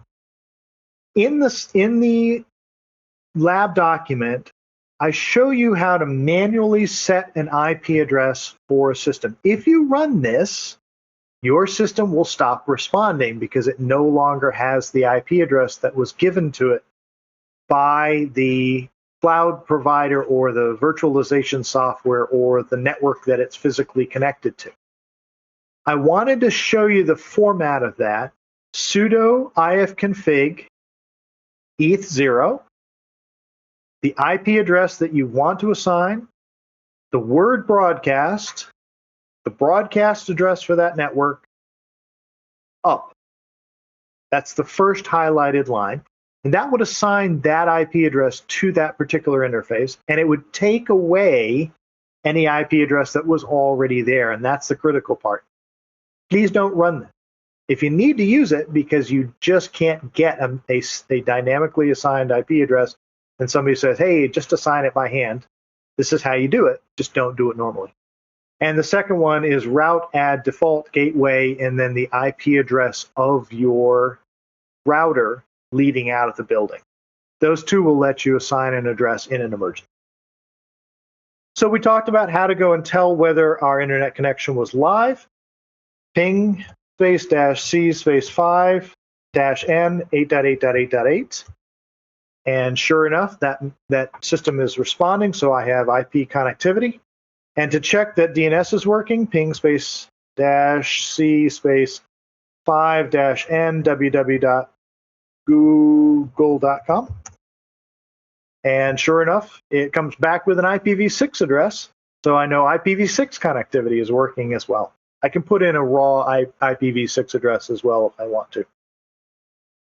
So the quirky part of this, when you have, especially in a virtual machine setup, you may not be able to tell what IP address is on the outside world. And there's really no way to tell that from the system itself, except to ask the outside world. Let me show you what I'm going to do. I'm going to send a connection request to a remote computer on the internet. Echo get space / is the command. Get space / is what I want to send to this web server. It's not technically fully compliant. There's a lot more I should be adding, but this web server understands what I'm asking and it will respond. Then I'm going to use the netcat command that allows me to place a generic connection to some machine out on the internet. In this case, the computer is icanhasip.com, and I'm going to connect up to port 80, the web server port.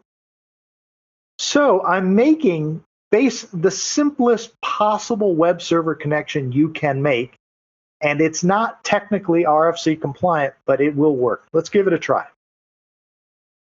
When I connect out, this computer specifically knows that what I want is my IP address, because I don't know what it is. I actually do on a cloud server because I have public IPs, but on a virtual machine, I don't. What I have are internal addresses that start with 10 dot something, or 192.168 dot something, or 172.16 dot something. I don't know what my outside IP address is. With this simple command, I connect out through a gateway that replaces my internal address with the outside one, and then continues on to icanhasip.com, which is able to tell what my outside IP address is and reports it back to me, which is very kind of it. This is the easiest way to figure out what your outside IP address is if you're on a virtual machine and you just don't know what it is. Okay. Okay. Any questions so far, guys? Anything I should cover or review? Alrighty, I'll keep listening here. The last thing that I want everybody to be able to do is to see what's running on the computer. Easiest way to do this is called Top. It's available everywhere. Pretty much every Linux distribution, Mac OS, and possibly even Windows, although I'd have to double check that one. Certainly every Linux distribution, every Unix-like distribution, and Mac OS all include this. Top shows you the running processes. And I have the screen a little bit thin at the moment, but if I open it up a bit, you see not only the amount of processing time that has been used by a particular process and the name of the process, but also how much memory is being used, in this case 13 megabytes of memory or 8 megabytes for SSHD. I commonly use one of two keystrokes. If I hit capital P while I'm running this, hold on a sec. Oh, it's already sorted by process time. The processes that are using the most processor time show up at the top. If instead I hit Shift M, capital M, it sorts it by the amount of memory actively being used by these processes right now. And so systemd-journal is using the most memory on my system. It is using 148 megabytes out of a total of 2 gigabytes. And then you can see the amount of swap that's being used, how heavily loaded the system is, how many days it's been up. So I've had this up for 3 weeks. I created this 3 weeks ago. Some basic system information. If you're really low on memory or the system's swapping like crazy or so on, this tool's always available. It's not the best for the job. We'll see another possible replacement in a moment, but it works really well. So Shift capital P to sort by processor usage, Shift capital M to sort by memory usage. And if I just type S, it will change how frequently the display updates. I usually change it from the default of 3 to 10. And now it will stay stable for 10 seconds, then it'll come back and show me the next update in probably about 6 seconds now. Q to quit out, just like so many of these other tools. I'm going to do that now and get back to the command prompt. Hold on a second. I'm going to scroll back. Someone had asked if I could also cover, thank you, if I could cover SS. I will in just a minute. So we'll get to that in another module coming right up. My preferred tool is called ATOP. This one isn't installed by default, so you may have to go and type in apt space install space ATOP if it isn't, or yum space install space ATOP. This one's more interesting. And I'm gonna quit out and just restart it once more because I resized the screen and it changed the display. Hold on. ATOP, for the first about 10 seconds, it shows me all the cumulative activity since the system was booted. And the beautiful part about ATOP is that it gets down to individual processors, it gets down to individual partitions, it gets down to individual disks, it shows individual network devices. It shows how much read and write activity there is for a particular process. So systemd-journal, remember that was using a noticeable amount of RAM? Of course, it scrolled off the screen. You can see how much each of these processes have written to disk or read from disk. So in this case, systemd-journal has written 204K of data to disk. So if I have a hog that is writing a whole bunch of stuff to disk and I can't tell which process it is, I can come back here and see. I can also see how much network activity there is, how many IP packets in, how many IP packets out in general.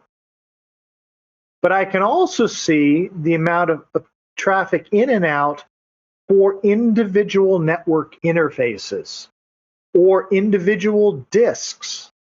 And so it's a lot more fine-grained. It really does help you identify hogs of network, disk, not so much memory and CPU, although it will give you overall CPU. And you can see CPU usage in this third column here, system and user process utilization. Well worth trying. Take a look at the ATOP manual if you want some more details about what each of these individual fields are, but well worth using. The final one that I want to show you is called GKRELLM, gcrelm. If you go to gcrelm.net, there's more detail about it. This tool's been around for decades, and it's really nice. And guess what? You've been staring at it the whole time. On the right-hand side of my Mac laptop, I'm running the Mac version of gcrelm on the laptop.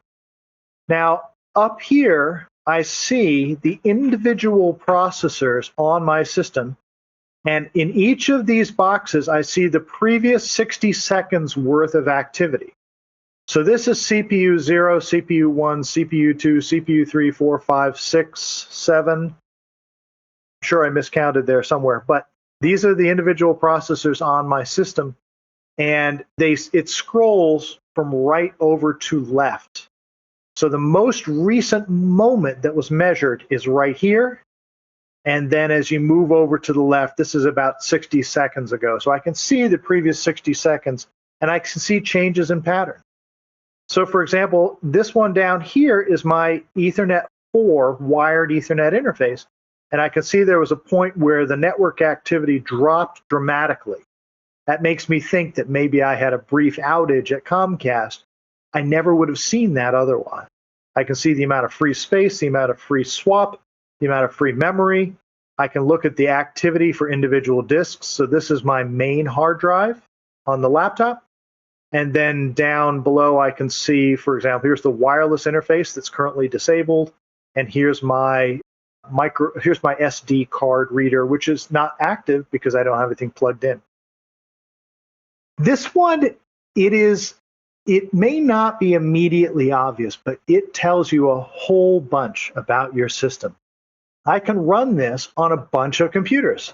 At this one I have over just on the right-hand side of my laptop display, but if I've got 5 systems I need to monitor, I can run this remotely and have them all display their individual columns of traffic graphs and activity graphs just across the screen. Maybe I take an old disused laptop that's too old to do anything else, and all it does is show the output from GK Realm from 10 different systems on its little display. That I set off to the side, and now I've got a poor man's network monitor. It's really helpful. I can't tell you how many times since I've started using this that this has come in really, really handy for helping to identify spikes in traffic, fragmented files, someone on our network who started sending out port scans that shouldn't have. I literally saw one, a spike in traffic, and then I started looking up where that was coming from. I called over and I said, hey, let's call him John. Hey, John, how come you're port scanning the network? And all of a sudden it stopped. And he said, I'm not port scanning the network. Okay, thanks, John. Goodbye. It's really helpful to see all of that stuff and have everything in one very simple display. There are also plugins that you can add to monitor different things. Works on Windows, Mac, and Linuxes, and it's usually included in the Linux distribution, so you can quickly install it. Give it a try. I will show you how to run this, and I think that's coming up in a very soon in our output here. Give me just a minute, and I'll show you how to run this over SSH, and then you can give it a try on your own system. You need to have X Windows on your laptop to display this. So on a Mac OS, you can pull that off pretty easily. On Windows, it's tricky if that's what your laptop OS is. But we'll give it a try. We'll see how far we can get. All right, so if I could ask people, could you raise your hands when you are all set with this section? And we're just going to give it a couple seconds here for everybody to finish trying these out, and then we're going to go ahead and move on to the next section. If you've got questions, feel free to put them over in live chat. And if the people monitoring both GTM and live chat could let me know if there's anything I should cover, I'd appreciate it. All righty. Oh, we are getting a lot of people with hands raised. Thank you very much, guys. Great. Hey, somebody asked if you would be covering TMUX today. I won't. Excellent one to use. I really like that. TMUX and Screen are both two very handy tools for getting access to remote systems. TMUX is kind of the best of Screen and SSH merged together. I think that's just a little bit more than we can cover for time today. Anybody who's interested in being able to get access to a remote computer and do it in a very efficient way, it's kind of a replacement for SSH. So I would just encourage you to go and look into that. The TMUX homepage gives a good description of how it differs from SSH. Sorry about that, Sam, and sorry about that original poster. But I don't think we'll have time. One quick question with that. Do you want me to go ahead? You wrote a really handy cheat sheet for a lot of these tools for active countermeasures, right? I think there's a blog post. Would you want me to share that into the there's a blog post. Would you be so kind? I'd appreciate that. Thank you. Mm-hmm. All right, everybody. We've got a lot of people who've raised their hands. There's still some who have not. I apologize. We've just got a few more minutes left, so let's just start in on the next section, and then we can take another 10-minute break after that. So I'm going to switch down to the section marked signposts. The odd part with a command line it isn't always easy to tell where you are. You have this big mass of files.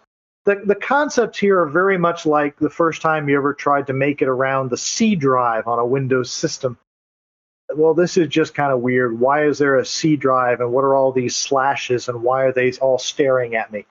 Let's just take a look. The first thing to understand is that on Linux, you have directories just like you do on Windows and Mac. And they have slashes between them. Differences that the Linux, Mac, and Unix communities all use forward slashes. Windows uses backslashes. Other than that, it's the same concept. You have directories, you have directories in directories. So if I type pwd, print working directory, I get an output that shows what directory I'm in right now, and that is /temp. If I go to the top level directory of the entire system, and I type pwd again, it shows me I'm in the top level directory. ls-al is how you commonly look at the list of files and directories in the current directory. And actually, we don't talk about it much, but dir works as well. If you just type dir, you get a list of what's in the current directory. It's got a lot less detail, and sometimes it's easier to read through that shorter output. So that's how to tell where you are. Did you notice something when I change directory? So let's say if I just type cd, that says I want to go to my home directory. The prompt changes to a tilde, and tilde means the home directory of this system. Now, so I get this little hint that I can use to see where I am. And if I type cd space /temp, you notice how the prompt changes to follow along with me. So I've got a little hint there, but it doesn't always give me the whole path. So pwd is how you tell where you are. Okay. Doing this by hand is somewhat annoying, so I want to introduce a file manager that I've used since, oh my gosh, for 25 years in 2 different forms, and the current form is called Midnight Commander, or MC. Let me show you what this looks like. With I have to install it. Sudo apt install MC. Pull down files, think, crunch, crunch, and we end up with Midnight Commander. This is the easiest way to find your way around a system, because when I press enter on top of a directory name, like ... to go up 1 level, it goes up 1 level. If I want to see what's inside the home directory, I can see that there are 2 user accounts on the system. One's called lab user, one's called W Stearns, and I'm using the up and down arrows to move around. So if I go into the W Stearns directory, I can see that there are just a couple of files in here. And if you notice down at the bottom, there are some hints on this last line. Well, let me show you. The 3 down here means press F3. So if I press F3, I see what's my highlight bar is hovering over. So this is a really, and double escape gets me out of that, so I'm back to where I was. If I want to copy this file over to /temp, I hit F5. And here I'm hitting F5. It says, are you sure you want to do that? And it copies it over to /temp, and sure enough, it's there. I can move up and down these 2 windows independently and look at different things and copy files around. This is definitely a worthwhile tool for getting around. If you catch me some night with a good stiff drink, I'll go and share the story of how instead of hitting enter on top of a directory name, I hit enter on top of the installer for a piece of malware in front of a class with a projector on the screen behind me where everybody could see that I just rooted myself. There's a little bit of danger, and keep in mind that the F8 key is delete, and F8 will delete whatever you have your mouse over. So just tread lightly, try some of the other keystrokes first. It's a really handy way to move around and to understand what's on a system. I want to show you one other thing real quick, and to do that, I'm going to switch back to my Mac laptop.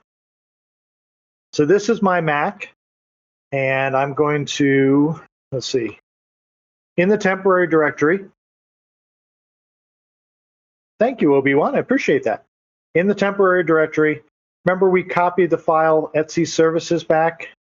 So here's that Etsy services file we were working with before. So I can see files down here, including some Wi-Fi logs I should take a look at sometime. I have no idea why they're there. But let me just put a little change to test 77. And so I'm going to hit escape 4. I turned off the hints screen below because I know what the keystrokes are.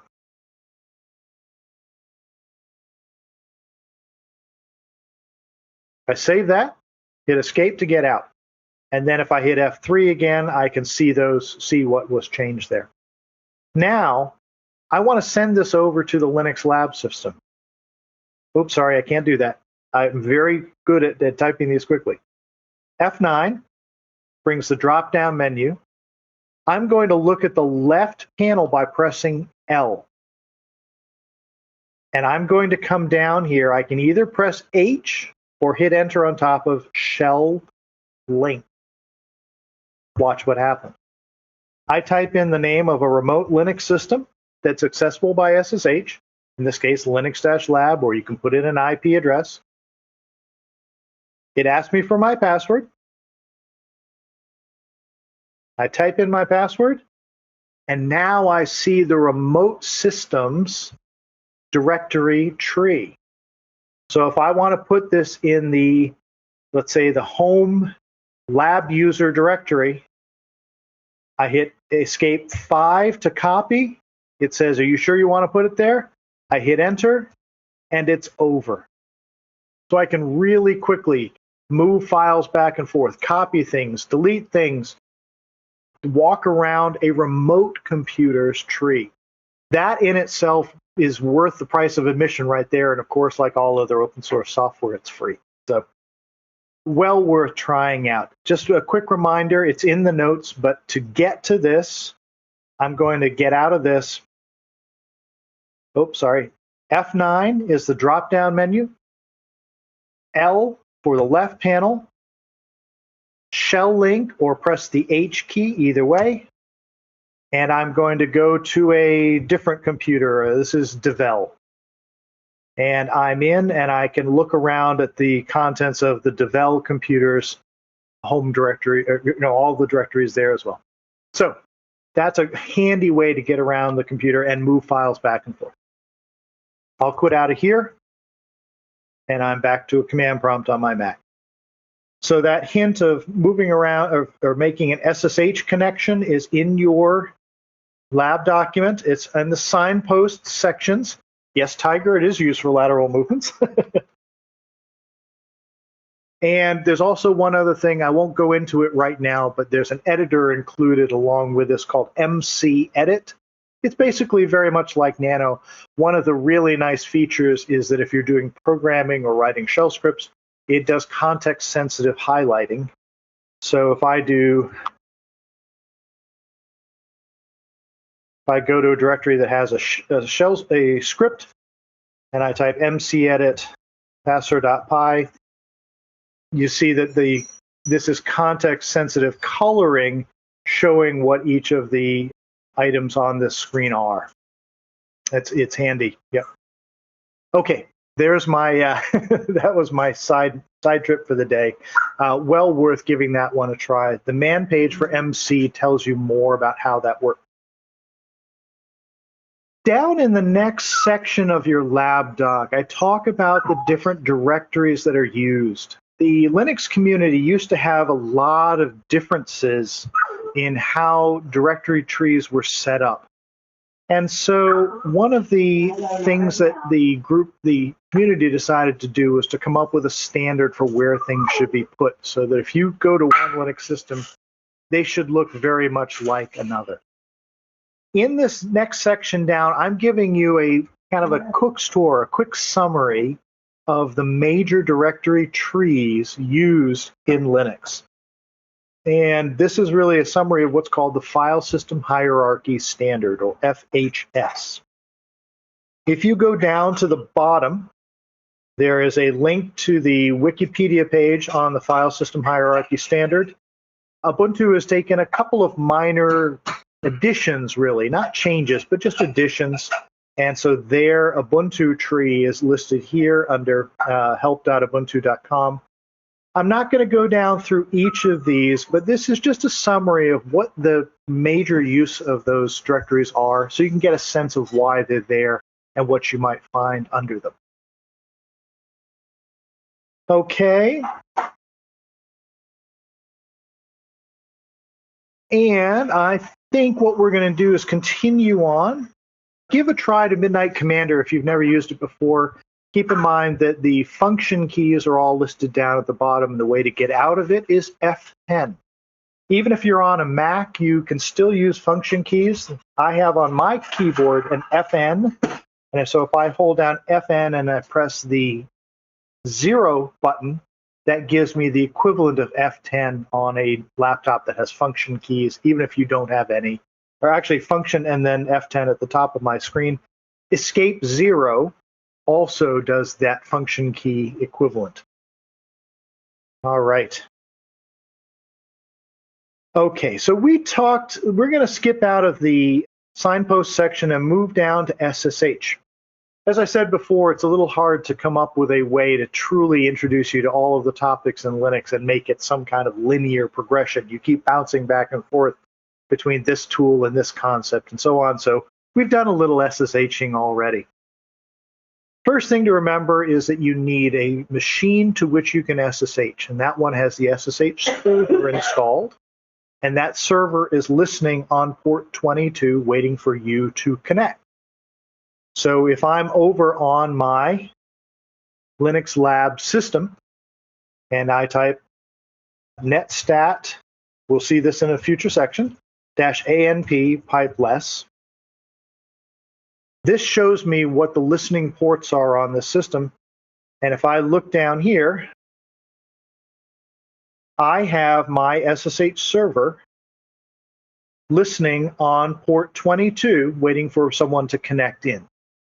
Now, to connect to this, I need a client program on my laptop. Now, if you have a Mac, it's already installed. You can just type SSH space user at IP address and you're in. Same with Linux. The SSH program is always installed. It's there. If you have an iOS phone, there's an SSH term program, which is, I think, commercial. There might be a free version, but it's like $3 or $4 to buy. It's well worth it. Android has Termux, and you can then SSH from your phone to anything that will accept an SSH connection. Windows doesn't include one by default, but both PuTTY and the PuTTY program and the Cygwin environment provide an SSH client. So you can basically SSH from anywhere to anywhere as long as you have a server to SSH to. PuTTY is a standalone program. Cygwin is an entire environment that provides a lot of the tools that you find on a Linux system on the Windows environment. It seems a little backwards maybe to some people, but it's helpful to be able to use the same tools everywhere. Use PuTTY if you just need a standalone SSH client. So we've already seen SSH user at IP address. The user part is optional. If you leave it off, it's going to use the same account that you have that you're sitting on right now. So back on my Mac, if I type SSH space Linux-lab, it assumes that I am using the same account, W. Stearns, that I'm on right here. If I want to use something else, I have to put, here we go. If I want to use a different account, I have to type root at or lab user at to override that. And in I am to my remote system. If I'm having trouble connecting, I'm going to log out of here. Let's come back to the Mac laptop, and I'm going to redo this, but I'm going to add the verbose flag -v. And what you're going to see is some very, very low-level information about exactly what it's doing, how it's negotiating keys, how it's trying this, how it has figured out what IP address to use. All of this detail is painfully long and annoying. But if you're having trouble getting in, sometimes this is the best way to see that. There is a way to see on the remote server how to, turning on a verbose output for connection attempts as well. It's trickier. It's not easily done. We're going to skip that for this class, but it is possible. And when I'm finished with that connection, it will tell me just a little bit more detail about shutting down the connection and getting me back to my Mac laptop and how much data was sent and received and so on. Very handy. We already showed how to change your password, and we've already talked about running commands with sudo. The best approach with Linux is to log in as a normal user. When you have to run something as root, you think about it, you make sure you really need to, and then you type sudo space, and then you put in your password, not the root password, as you've seen all day, to be able to run something as root. I showed you a couple of times where I've logged in with a password, and then there have been a couple of times when I have tried to SSH over to the remote system, and if you'll notice, I logged in immediately, and I never had to type a password. So the question is, how did Bill pull that one off? It's the same remote computer. It has the same policy for both root and lab user, but I snuck in without having to type a password. How did I do that? Well, the answer is SSH keys, and I'd really like everybody to see this and consider using them. For a couple of reasons, it's more secure. You're not storing your credentials over on the remote computer, albeit in a slightly obfuscated form. This is a safer way to connect. It also means I don't have to remember my password all the freaking time. So here's what I do. In the lab document, I say, first of all, check to see if you have a key already. Don't run the command to make a key if you've already got one, because you'll overwrite the one you have. So if I run ls-al, starting at my home directory, go into the .ssh directory and look for any files that start with ID_*. In this particular case, I'm interested in ID_RSA specifically, and so I'm just going to look for that. And if you'll notice, I have a pair of keys, ID_RSA and ID_RSA.pub. And I have a second one that's used for a specific use called ID_RSA_data import, and the same file with .pub. This one, the first ID_RSA, that's the one that stays on my laptop. It never leaves. I never send that off. I never give it to anybody. When I want to get to a remote computer, I take the public file and I put that on any computer I want to reach. So the easiest way to do this, so first of all, if you don't have these files, and that's fine, you run the next block of commands inside the lab document. We make a directory called ssh.ssh. We protect it by making sure that nobody else can see it with chmod 700 ~/.ssh. And then the final command is, let's make a key that's getting stored in ID_RSA and ID_RSA.pub that is 3072 bits long. That's an SSH key. When you make that, it'll ask you, do you want to put a passphrase on it? Put a passphrase that you can remember easily, because you have to remember this one. And now the last step is to put that key on the remote computer. There are a couple of pieces to this. This is the easiest way I know to make that happen. These three commands in your lab document will pull down a shell script that will do the install for you. You make that script executable. Please take a look at it before you run it, because for all you know, I'm trying to get you to run malware on your system. I'm not, but I might be. And then you run the quick SSH key install that puts that key out on whatever remote computer or computers or accounts that you have. In this case, I'm asking it to put that key over on both accounts I have on the Linux lab system. So because I have this already in my path, I'm going to run quick SSH key install, and I'm going to put that key on both accounts on the lab system. I do this on my Mac. This is where the private key lives. And let's run this now. Going to ask me for my password. And then it tells me, yep, it looks like it was installed successfully. And it's also installed successfully on lab user. That's what, remember I told you I'd already done this once? So now when I type SSH root at linux-lab, I'm in. No password request. And that's because I added this key to my laptop ready to go. There's one more step, by the way. In order to be able to use that key without typing your passphrase, you can tell your laptop to remember it. SSH-add space ~ssh/ID_RSA.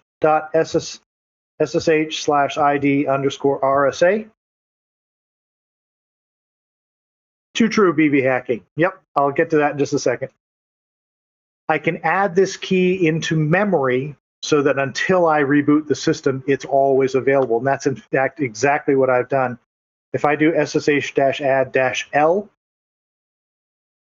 oops, sorry, I'm on the wrong system. Here we go. Back on my Mac laptop. If I list the keys that are currently stored, it shows that there are 3 keys available to me that I can send, that I can use to connect out to remote systems. All right. There is SSH-copy-ID, and if you want to look that one up as well, that is installed on, I think, probably every Linux system as well. I haven't used this as much, but I think it's very likely the same type of system. And so you can use that right now. SSH-copy-ID and then user at hostname. Thank you, BB Hacking. I appreciate it. Hey, Bill. Yes, please. We also had somebody in the chat ask if copying with Midnight Commander is also encrypted like SCP. Oh, perfect question. Yes, in fact, when you make that connection between Midnight Commander and you have one of those panes over on a remote computer, every single piece of communication between your local copy of Midnight Commander and that remote machine is done over an SSH connection. So that means that if you're using passwords to log in, you'll have to provide that password, and then it'll be an SSH connection from that point on. And if you are using keys to log in, it will automatically connect without having to type a password. So let me just show you that right now. If I start up Midnight Commander and I make a connection, if F9 left H, and then I connect out to Devel, if you'll notice, it's immediately logged in because I installed my keys over on that remote computer before. If I watch the wire while I'm moving up and down in directories and transferring files back and forth, and I'm doing all kinds of stuff on that remote computer, all I see is SSH traffic between my computer and Devel. Back and forth, back and forth, back and forth, until I quit out with escape 0 to quit Midnight Commander. Thank you, Sam. Excellent question. Yes. There are, I think this used to let you do this over RSH as well. Don't even ask. Just let RSH slip from your mind. This really needs to be an SSH connection. Okay. That is the whirlwind tour of SSH. And I covered quite a bit there, I grant you. There's a lot to learn, but this is kind of the absolute bare minimum that you need in order to be able to connect up with SSH keys. Once you have those keys set up, then the Midnight Commander feature we just looked at, logging in with SSH, transferring files with SCP, and using 2 other tools called SFTP and rsync, which can both also operate over SSH. All 5 of those tasks can work immediately with the remote computer with no additional login needed. So if you're working with tens or hundreds or more of machines, and you need the ability to very, very quickly connect, run a task, and disconnect, connect, run a task, and disconnect. This will save your life and save your sanity. Trust me. Alrighty. Now, I told you I would show you how to run graphical tools with X Windows, with SSH and X Windows. This is a little bit tricky. On a Mac, you need to have the Xcode package installed, and I'm going to refer you back to Google for that. It is an extra package. The install takes a couple of steps. It's not something I can easily automate. But once that's in place, let me show you what happens. Over on the Linux Lab system, I'm going to say, is the Xterm program installed? Now, it isn't by default, but when I type which Xterm, it's something that I did install yesterday. So when you want to give this part of the lab a try, you're going to have to run sudo apt install Xterm. Now, I already did this, so it's going to basically return and say, yep, it's there and it's the latest version. When you do this, there are a boatload of packages that have to all come in for this to work, and it's going to take a little while. It's worth doing. Let it run in the background while I'm showing you the end effect of this. Xterm is a graphical application. It sets up a window. It's got borders. It's got clickable buttons. It's got the file menu. It's got all kinds of stuff that you expect from a graphical tool. But I don't have a display on a virtual machine to show it. I don't have a display on a cloud server to show it. But I'm not out of luck. We're going to go back to the Mac laptop. The second piece of this is that I want to SSH to Linux-Lab, and I want to run that graphical program. Now remember, SSH is text-based. SSH doesn't really know anything about moving graphical displays around unless I tell it to. So this Xterm program, if I didn't tell it otherwise, it would be kind of lost. But I'm going to give it one more command line option, and that is -X. What that says is, go to the Linux Lab computer, run the program called Xterm, and tell it when it has stuff to show on the screen, don't show it on that remote computer. Pull it back to this laptop and show it on this screen. Watch what happens. It takes a little longer to start up. There's a whole bunch of things that have to get loaded into memory for this to work.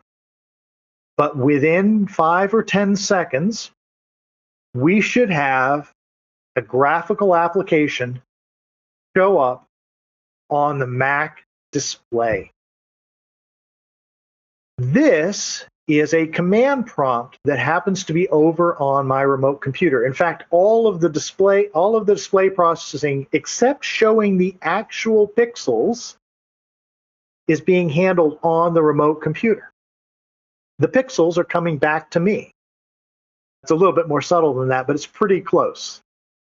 Now I've got a command prompt that I can use to type commands like ls-al. Sorry for the font size, it's very small and I don't know how to go and increase it. ls-al/temp, and up comes a directory of /temp. So here's what happens. It's an application that's running on the remote computer, and the display and the keystrokes and the mouse movements, even mouse movements work, are on my laptop. So this is the way you run an X Windows application, and you pull it back to your screen when the remote computer doesn't have a screen to show.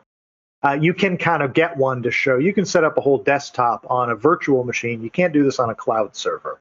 So I had a customer in Oregon that needed a UPS set up on a computer that I'd sent them, but the only tool to set that up was a graphical application. So I SSH'd into them over a modem connection at their end, ran this approach, and it took about 15 minutes to get all of the menus back and forth over this silly modem connection. But I had to use this one tool. It's the only way to make it happen. So I'm going to go and exit out of here. And you notice that back on my Mac, I get this command prompt back. Once the Xterm program said, I'm done, I'm exiting, I'm all out, then the SSH connection closes as well. But let me show you one more. Let me see if GK Realm is installed on here. Which space GKRELLM tells me where can I find this in my path. And it turns out it is installed. If you don't have it installed on yours already, sudo space apt space install space GKRELLM will be enough to install it. So you have to get this installed first. Now I'm going to come back to my Mac laptop and I'm going to run GKRELLM over on Linux Lab, but pull the display back to me. Let's see what happens. Again, it takes a couple of seconds to set up the basic display. It gives you a quick introduction screen because it's the first time I've run it. And it says if you press F1, then you can get into the setup for this display. But you'll notice this copy is the one that's running on Linux Lab, and I'm showing the display over on my Mac screen. This is what X Windows applications are, and this is really handy if you've got a graphical tool you want to run. Warning, you're sending screen updates over the wire in a really heavy network usage. Don't use this for something like playing a live video where the processing is done on the remote box and you're carrying the screen updates back to you. That's a massive amount of traffic. It's going to be slow and sluggish and you're not going to enjoy it. But for normal applications where you're pressing function keys and you're dragging this around and you're selecting text and making it italic and so on, it's just fine. It works really well. Just for grins, I'll show you F1 on this. This is the configuration interface for GK Realm. And here I can go in and turn off, let me say, for example, I don't really want to see this mail icon because I don't get mail on that system. I come down to the configuration area marked mail and I uncheck enable mail check and it disappears from the screen. Okay. So that's GK Realm, and it's handy to be able to run this on multiple servers. Just find, as I said, an old laptop or desktop machine that's so decrepit that you wouldn't want to run anything on it. Start up GK Realm, connect out to 4 or 5 different machines, pull the display back to this one, and now just leave that running. Now you can just look over every once in a while and see how things are going on each of your servers. And I'm going to hit Control-C on that. That kills the SSH connection and kills GK Realm as well. Hey, thank you, everybody. This is kind of it's an esoteric tool and technique, but it's really handy sometimes, and it means that you've got options even on a remote computer that has no display. There's some more references on SSH in the O'Reilly SSH book. I have a blog post on how to go and set up that Linux Lab thing so you don't have to type in the IP address every time. I encourage you to use that technique if you're going to use SSH for anything more than just the simplest of connections. All right. To generate SSH keys from Windows, that depends on the application that you're using. If you're using the Cygwin environment that I mentioned earlier, the SSH-keygen tool that's in your lab document works perfectly there. If you're using PuTTY, then you go into PuTTY's configuration. I don't know where to look, but PuTTY does have the ability to generate SSH keys, and you can also install them on the remote end as well. All righty. So if people want to raise your hands, are people ready to move on to a new section? If so, could you raise your hands? And like I said before, even if I move on to a new section and you want to still keep playing with the old ones, please do. Absolutely. If you miss anything that I said, remember you've got a recording that'll show up in about 2 weeks, thanks to Ryan's wonderful work. Okay, great. So let's move on. Next one is packages. We've already run apt a couple of times to install both a group of packages and also individual packages. So we've used this already quite a bit. Let's take a look at what's currently installed on the system. The command for that is over in your lab document. The basic piece of it is sudo apt list. But I want to restrict that to just the packages that are currently installed on this system.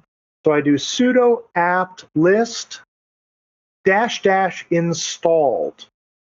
And if I feed that into less-s, as I commonly do, what you see is all of the installed packages. Their names are over on the far left. I think this is the distribution that's being used. This is 20.04. Here's the version that's installed and some more details about it. But really what you're interested in is that the add user package is installed and ACL is installed. And if I do a /gkrellm, sure enough, there's a package called gkrellm installed. So that's how to tell what's already on the system if you're looking for something. We've done installing, I did include on the Fedora, CentOS, RHEL, there are a few others that are based on RPM, SUSE and Mandrake and so on, Mandriva. If you're doing the same thing over there and you want to see what's installed on those, the equivalent command is rpm --qa pipe sort, and that will show you the installed packages on those. If I want to see what package owns a file, this gets just slightly trickier. The easiest way is to do a search. So I'm going to show you that one first. apt search nginx. This is a commonly installed web browser. It's Apache's HTTPD is the other. But let's just see whether that package is available. And so when I do apt search nginx, I get a whole bunch of things that reference nginx, probably down in their description. But if I scroll down a little bit, sure enough, there's the nginx package already available as part of the operating system. And if I note over here, it says, oh, by the way, it is installed. I did this a couple of days ago. But that apt search is the easiest way to find them. If you're saying I want to find a particular executable, then I'm going to look for the rsync binary and see what package might own it. I don't know where rsync is located, so I'm going to just do search in all of the common places for them. So I'm going to use the dpackage command -s, and then I'm going to list the places where I think it might be stored. By putting asterisks in front of and behind it, then that says anything with rsync in the name, I'll go for it. And when I run that, what comes back is that rsync shows up as both rrsync in user bin and rsync in user bin. Actually, I'd never heard of rrsync. I'll have to go look that one up tonight. Don't know what that is.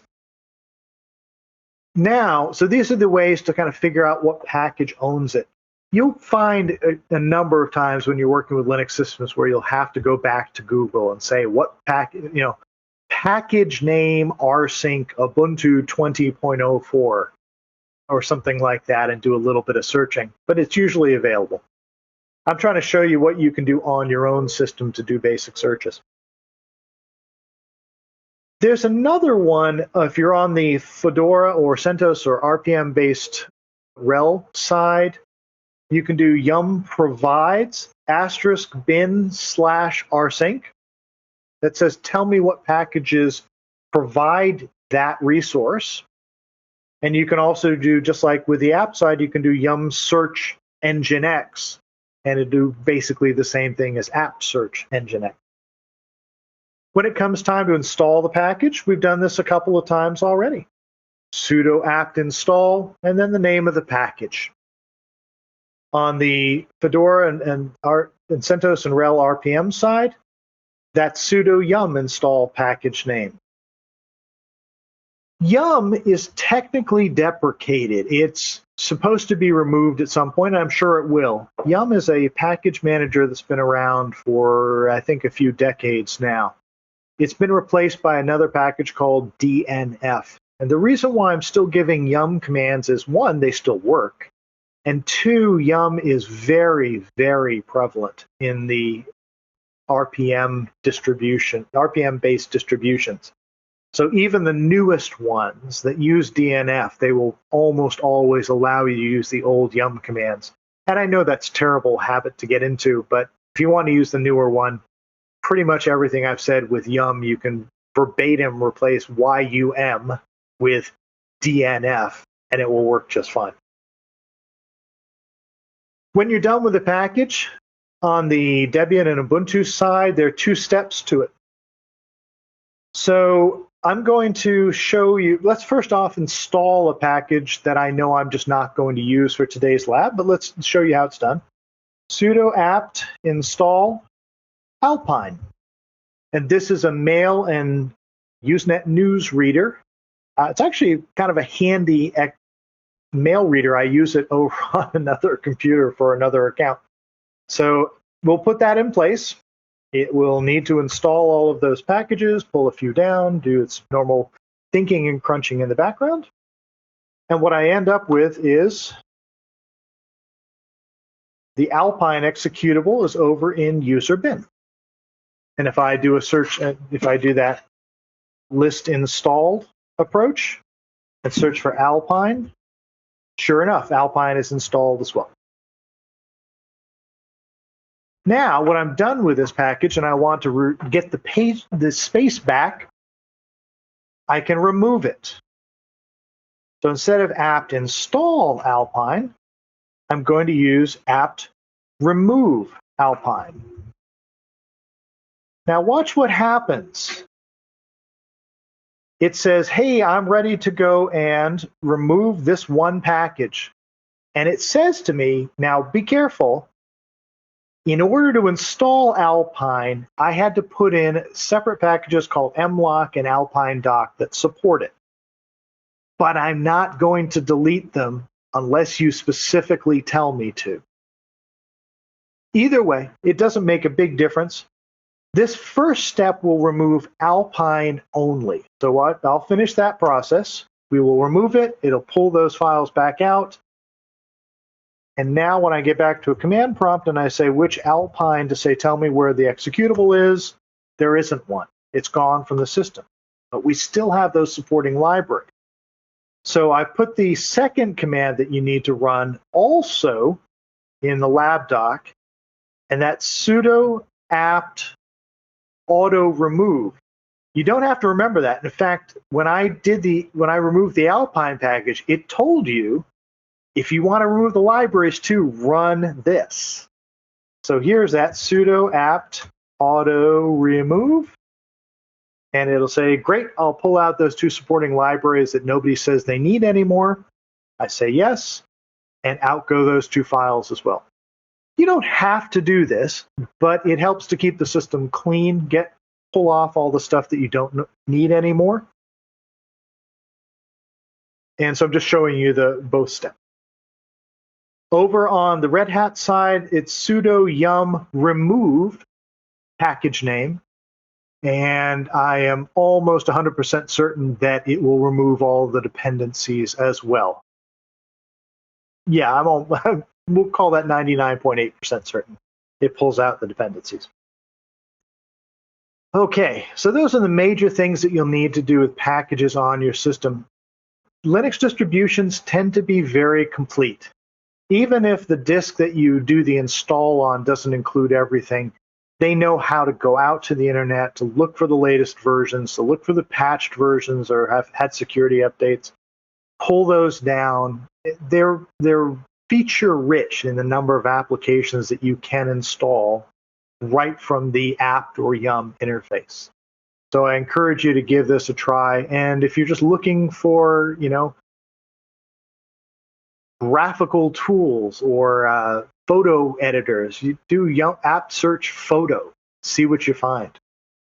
There's some references here, different pages talking about the different formats and the different tools that are available. Go ahead and take a look at these guys. There's some cheat sheets on how to use apt and some of its advanced features. Well worth it. In the Debian and Ubuntu worlds, we talk about apt, and it's a relatively low-level package. It handles dependencies. But there's a graphical tool called Synaptic, Synaptic. That's worth installing if you want to do this from a graphical desktop and do point and click. DNF I talked about already, and RPM is the even lower level package management tool that goes along with Yum and DNF on the Fedora CentOS RHEL system. Okay.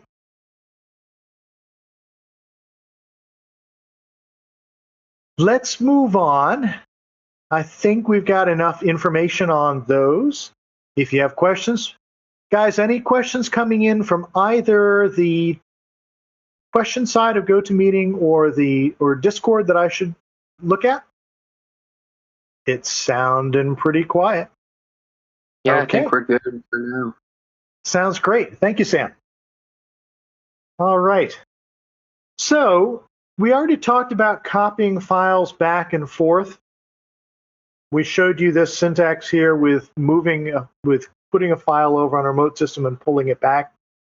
I like the idea so much, I included it in 2 different places in this particular lab. I'll have to clean that up later. There's another tool called rsync. And rsync, if you think about it, if you replace scp-p with rsync-av, that also can send a single file back and forth over the SSH connection.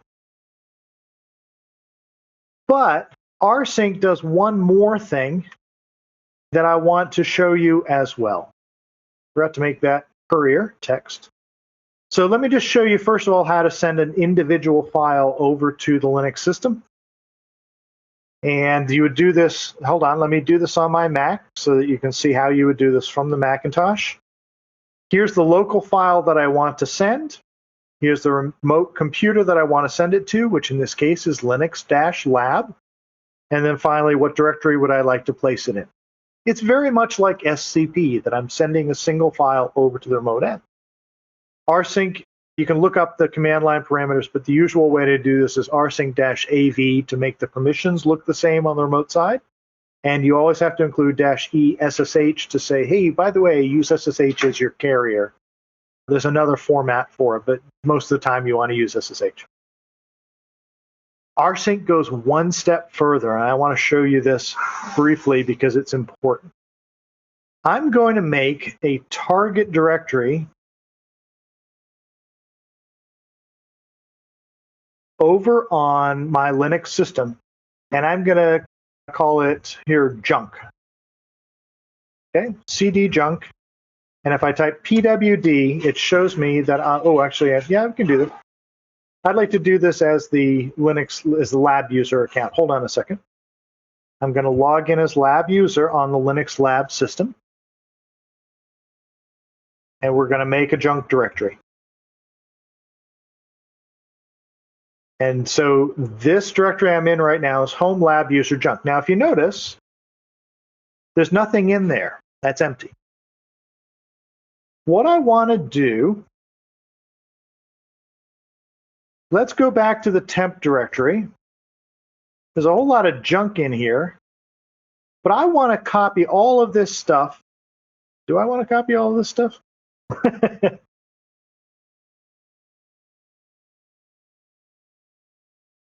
I have 60 meg. Yeah, let's do this. This will be fun. I want to copy the temp directory over to that remote computer, and I want to make the remote directory junk look exactly like this. I don't want to have to go and individually specify all of the files. I don't want to have to specify all the directories. I just want all this stuff to end up over there. So to do this, the syntax is down here. It's under the label making the second directory look like the first. So the way to do this is I'm in /temp. I do rsync-av-essh /temp/. Make sure you end both of these with a slash. It's actually important in this one particular command. I want to send them over to lab user at linux-lab /home/lab user/junk. Now, let's just double check. I'm in home lab user junk right now, and if I do an ls-al, there's nothing there. Now I run this command. And because both of these end in a slash, I'm telling rsync, take everything you see here and make it show up in here. All right, let's run it. And off go those files. It's 55 meg worth of stuff. And if you'll notice on GK Realm, I can see that there's a spike in traffic as this stuff is heading out to Linux Lab over on my Ethernet interface. Now, if I go back to the home lab user junk directory and do an ls-al again, sure enough, all of these garbage files and these things that are just temporary files and need to get deleted sometime are all showing up on the remote computer. They're getting copied over. And when I'm done, these two directories will be the same. And that's the magic of using rsync. It says, I want to take a master copy and I want to have it show up somewhere else verbatim, as close as you can. The only thing that this won't do is if I've deleted a file, if I delete 10 files from my Mac and I run this command again and say, hey, make the other end look like mine, it doesn't automatically delete those files on the other end. To say, not only do I want to push this stuff over, but I also want to make sure that I delete anything on the remote side that got deleted on the local. Guess what the command line parameter is? --delete. So I add that to that and I say, I'm trusting you that I've got this command correct and I want to send over these files, but I want to make sure that the remote end, I delete the file from the remote end. And so it's going to go through. Now you notice how quickly that happened? It actually talked to the remote end. It took a look at all the files underneath those two trees, compared them and said they're the same, and it's done. So it will only send over the changed portions of the changed files. rsync is blazingly fast that way. It's a great way to get a tree of files to look the same on the second computer as it does on the first. So just a real quick recap. rsync is the program. -av says keep the permissions as close as you possibly can. ESSH says carry this all over SSH. /temp is the local master copy. This is the one you trust. This one doesn't get modified at all. This is the remote directory that we want to update and make it look like /temp. And the final one is, hey, if I deleted anything on the remote end, make sure I delete it on the, if I deleted anything locally, make sure I delete it on the remote end as well. And that's really the beautiful part of this tool. I've got 301. If you've got questions, let's. There you go. I do have a question. And actually, it's a very good question that I'd like you to answer. Yeah. The question is, what about the file permissions? Are they also the same? Is there no inheritance? Yes. The file permissions are the same. So the user owner, the group to which the file is stored, the permissions or the mode of the file, all of that is sent over, assuming that you have those users on the remote end. So if I have files in /temp that are owned by user kchu, but there is no kchu account on the other end, then they'll show up with what's effectively a random user ID. That's the only time it doesn't quite work. But if you think about it, what option does rsync have if you don't have that account name on the remote end or that group name? That's the -AV. Actually, it's the -A that preserves all those permissions. V is just verbose, show me exactly what you're sending over. Excellent question, Keith. Thank you very much. We got one more section to go through. Thank you so much for all of your attention so far. It's been a lot of fun teaching. Let's go and finish up with just a couple more sample commands that you really should know for getting around on a Linux system. One is I need to be able to pull down a file from a web server. So in this case, we're going to pull down a file onto the Linux lab machine. So let's go back to home. If I do pwd, it shows I'm a home lab user.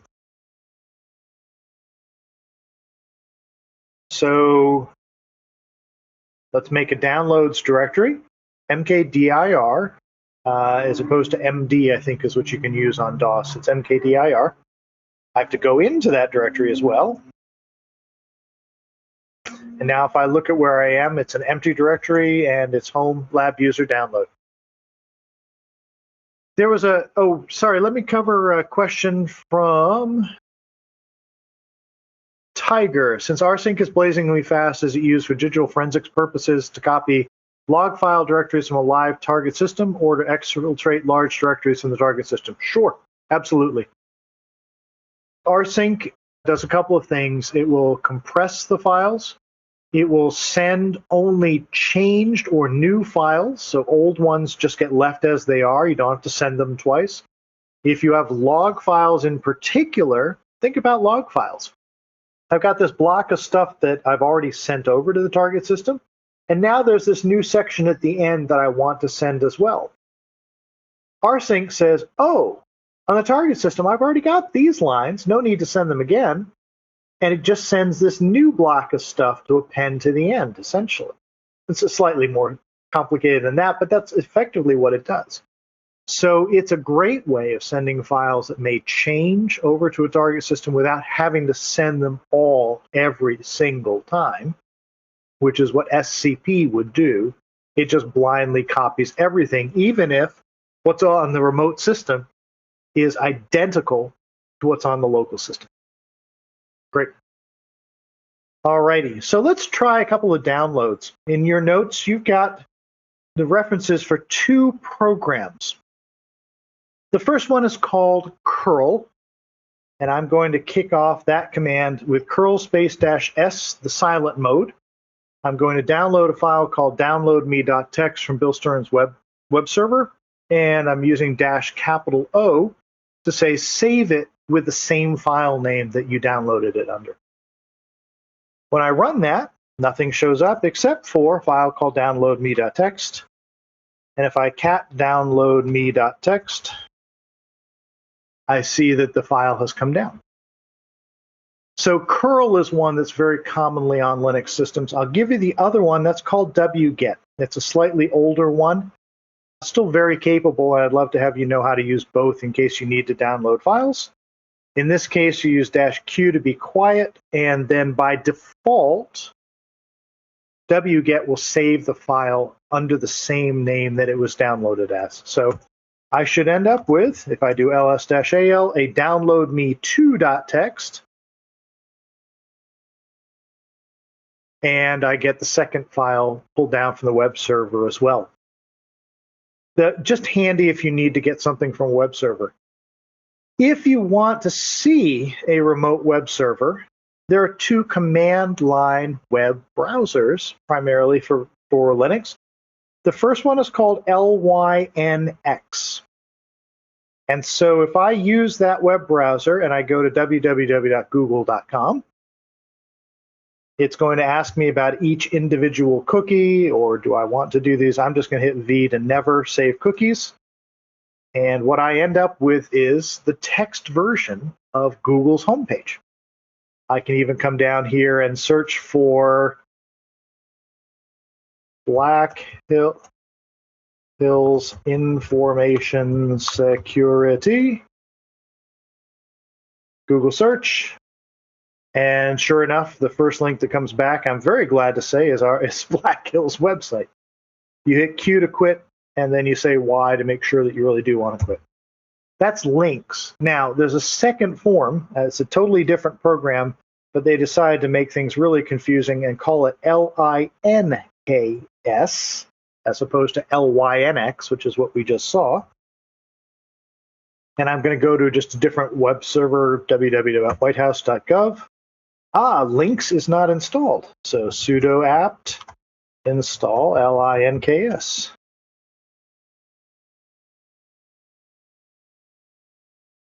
And in it goes.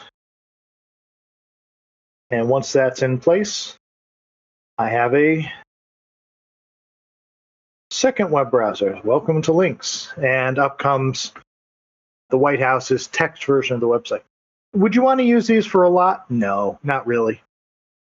But it's really handy if you're stuck there with a command line and you have to pull something down from a web server. It's just nice to know that you can. Okay. I'm going to give the world's shortest tour of Nmap. Nmap is the mapping tool that tells you something about the remote system that you're scanning. First is get permission first. Don't just go out and blindly start scanning remote computers. You can get in a lot of trouble for this. Maybe it's as simple as getting your internet access shut off for a week as a punishment. Maybe it's getting it canceled. People have lost jobs for trying to do what they think are security tasks without permissions. Please don't. So what we're going to do here, and if you'll notice, I've set up an Nmap command line. And I'm going to run this command line, but I'm going to do it on the IP address 127.0.0.1, which is always my computer. Whatever computer I'm running it on, that's what we're going to run it against. So because we're doing this on the Linux Lab system, we're going to scan this computer. I'm going to put sudo in front of it.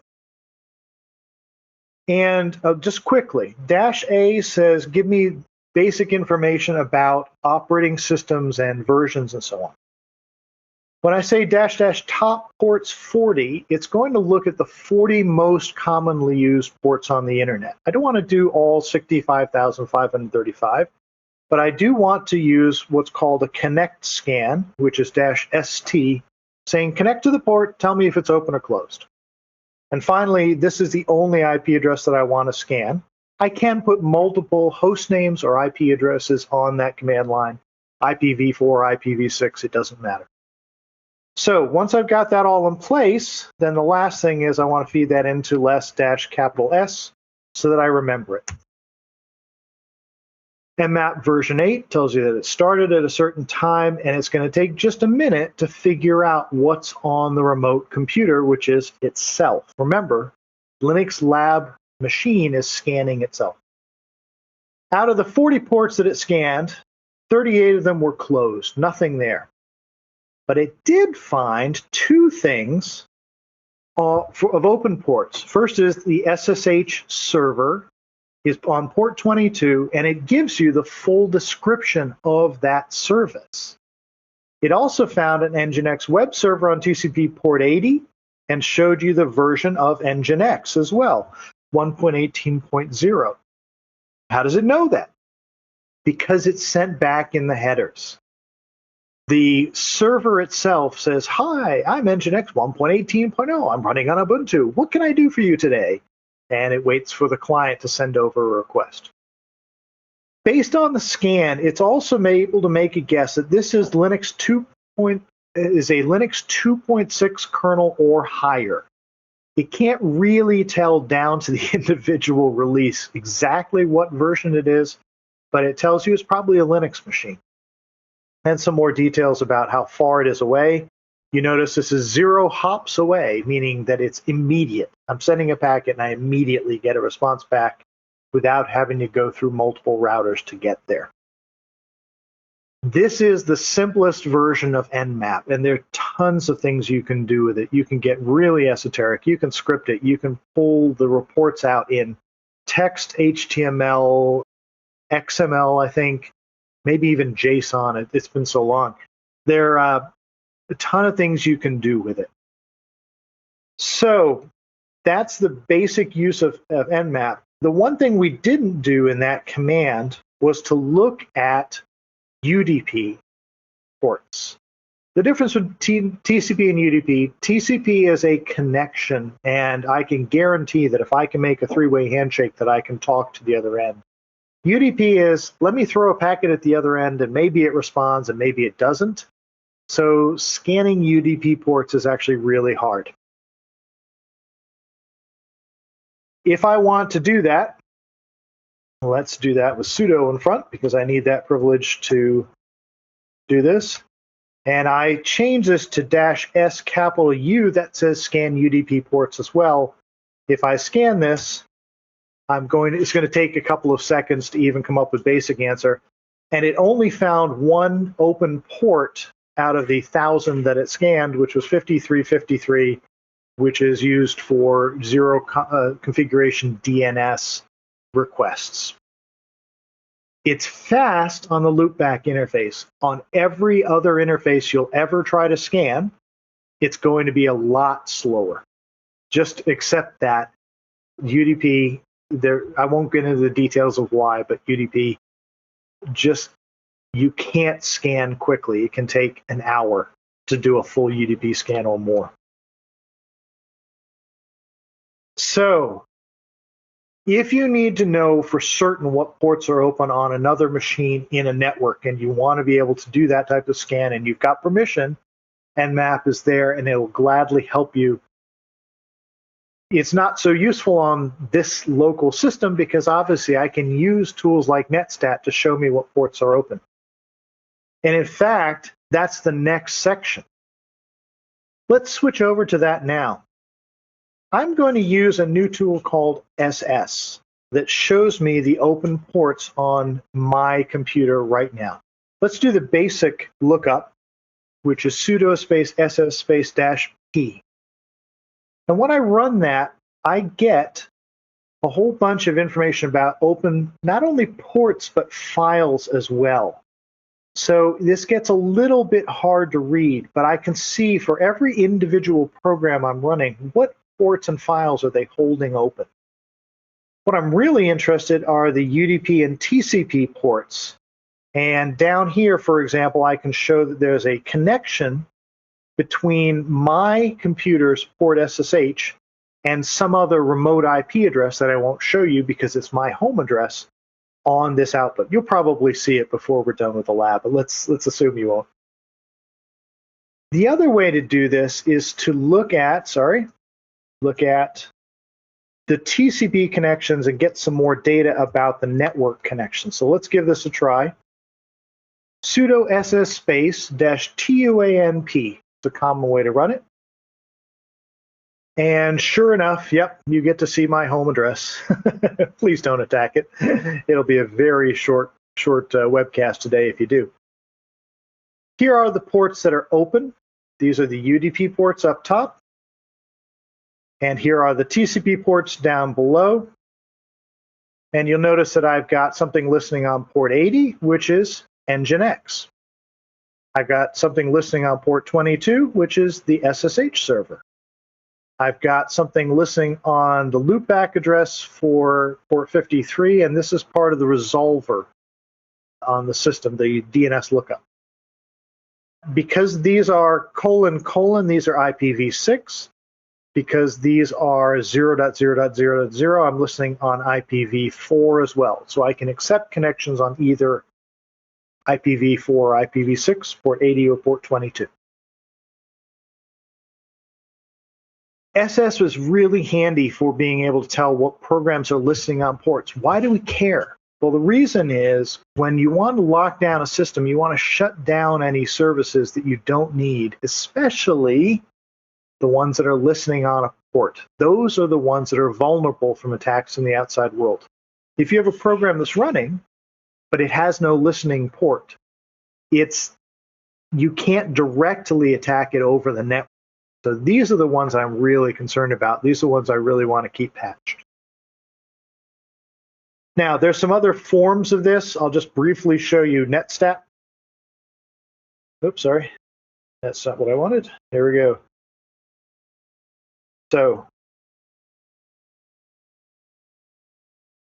netstat has very similar output. It's just organized differently. TCP version 6, UDP version 6, TCP v4, UDP v4, and then what ports are listening, what connections are made, who's connected.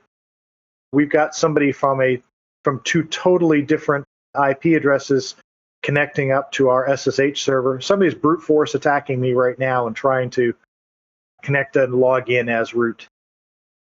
This is what you find when you run a Linux system out on the internet. We'll see those in a log in just a minute. All right. Running processes, we already talked about sudo ps space axf. I'll run it for you once more.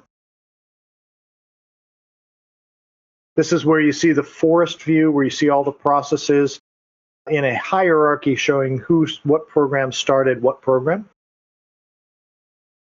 That shows you the running applications.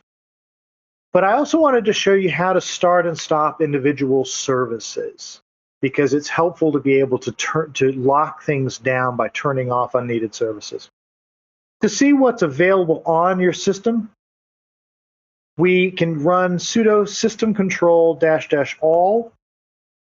System control is the commonly used management. It's called the init daemon. It's the one that starts up the system, that manages what runs by default. And I've got to do this with less-s because it scrolls all around. These are all of the things that get started as the system is started. And there's this whole hierarchy. I've got to have this in place before I start this, and I got to have this in place before I start this other thing. System control handles a lot of your system right now. But these are all the individual objects that can be started with system control. Most of what we care about are the services. So if you scroll down here, for example, I see there's an object called nginx.service. And this is that web server that we've been seeing all day. I can turn that on. I can turn that off. Let's take a look at how that's done. There are a couple more examples. There's system control list unit files is the next command down in your lab doc. There's also an older version. I just wanted to include it for completeness, called service. And this was what you used to use. At this point, service is more, it's a compatibility layer, but it's not used as much as system control is. This is how you would list all of the available services with the service command. So once you've got nginx installed, sudo apt install nginx, I can start it or stop it. But first of all, let's see if it's running. The way to do that is to check with status. And I managed to stick that down at the bottom end of the list rather than the top. Let's see if it's running at all. Sudo system control status nginx. It's listed as active running. It's running right now. And the other thing to note is that it's disabled, meaning the next time I reboot this server and I come back up fresh, nginx will not be running. Disabled means don't start on the next boot. Enabled means start this on the next boot. And those are totally independent from start and stop, which start it right now or stop it right now and don't have to match what happens on the next boot. So maybe I found that I don't want to have it running right now because I'm getting a network attack on port 80. So I can type sudo systemctl. And this is stop nginx. When I run that and I type sudo systemctl status nginx, look what happens to the output. it changes to inactive dead, saying, hey, I'm not running anymore. It also gives me a couple of lines from the Nginx log so I can see what happened or why is it stopped.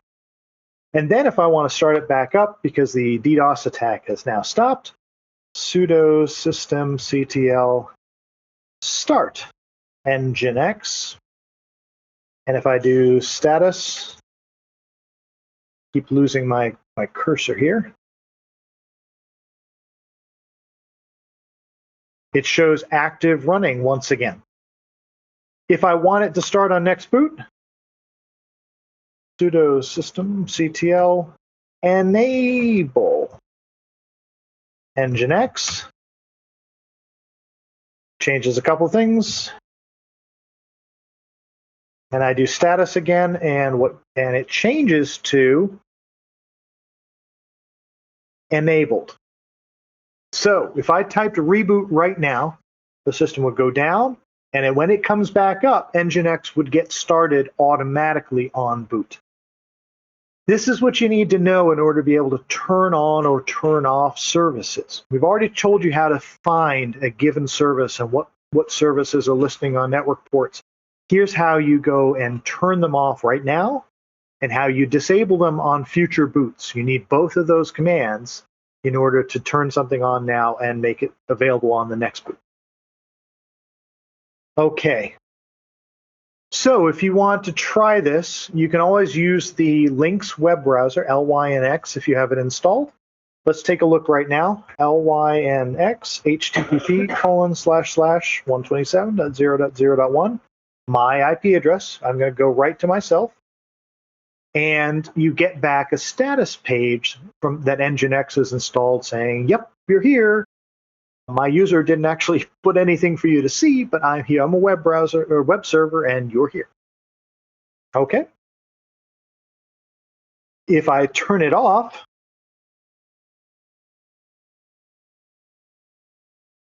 with sudo system control stop and Nginx, and then I do the Lynx command, I get alert, unable to connect to remote host. There's no web server listening anymore. There's nothing listening on port 80 to accept that connection. So you can use something like Lynx or wget or curl or links to actually connect to that port and just make sure that everything's running the way you expect. Okay. I'll show you one other, but we're going to do it relatively straightforward. This is where you have two connections. You'll need two connections open to your remote system. So I'm going to SSH to Linux-lab, and I'm going to show you how to set up your own TCP connection between two windows. Remember, I'm logged into Linux-lab on both computers. So the first thing I'm going to do is I'm going to start up a program that's going to listen on port 999. Okay, it's listening on port 999. What's it doing? It's waiting for something to connect, just like a web server waits for a web client to come in and talk to it. Now, in the other window, I'm going to connect to myself, port 999. Let me go and shrink these down so you can see both at the same time. The second copy of Netcat is going to connect to the first. Okay, did it connect? Let's find out. If you'll notice, I typed good day down here, and it showed up on the remote end. If I go back to the other end, anything I type there shows up on the other end. So this is a two-way connection. Anything I type in one shows up on the other. This is the basic tool for transferring data back and forth. Netcat is a very, very basic tool. And all it does is connect up to a port, and what you type in on the console goes out to the server, and anything you get from the server comes back and shows up on your screen. And in this case, we have two copies of Netcat talking to each other. The -L up here says, hey, listen on port 999 and wait for somebody to connect to you and then transfer data back and forth. Down here, we said, hey, connect up to the loopback IP address, port 999, so that you can talk to that other copy. They're both running on the same machine, but nothing says you can't run it on two different machines. So I'll leave this second one for you to try yourself. You can do this with those two commands in the last section on your laptop and on your Linux lab server. Run the first one up on your Linux lab server. Run the second one on your laptop. And the reason I say that is, you know you can make a connection out to the Linux lab server from your laptop. It may not be the case in the other direction. So make sure you have Netcat installed on both computers. If you don't have them installed on your laptop, that's okay. We can still do them both on the Linux lab server like we did up here. I have a reference to Netcat and how it works up down in the references area. It's got a little bit more detail about how Netcat works. Is this something you want to use every day? No, but it's a really good troubleshooting tool. It can tell you that you can make a TCP connection between two computers successfully, which helps you identify problems with maybe a firewall or something else. Okay, there's also a reference on how to use SS on Linux as well. Feel free to go and take a look at that if you want some more details about how that works. We've got 23 minutes left, and I am going to just briefly take a look here. I'm going to change the order a little bit because I have a couple sections I want to make sure you see. So we're going to skip, for the moment, network topics. There's a lot in there, but there's nothing that I think you have to know for this. I'm going to skip packets as well. Let's come down to locking down the system, and I want to cover that and common problems, and I want to make sure we get those two done before the end of the day today. All right? So scroll down, I think it's about 3 pages, to locking down the system. Might be 4 pages. Let's see, 1, 2, 3, 4, 5. Down 5 pages to locking down the system. I have that as page 26 on my copy. All right, everybody with me? When you're working with a computer, it's nice to think that maybe the guys who designed it put it into a relatively safe state to start with, and that's generally true, but it's not universally true. So I want to cover on a Linux system, what are the major steps that you need to do to make it secure, to lock it down? One is to work with a firewall. And because we skipped the section above on firewalls, I'm not going to go into too much detail on that right now because we needed some background in order to see that. You can see the sections above on firewalling, and we may be able to cover this in a future webcast. But for the moment, there's a tool that comes with Ubuntu Linux called the Uncomplicated Firewall, or UFW.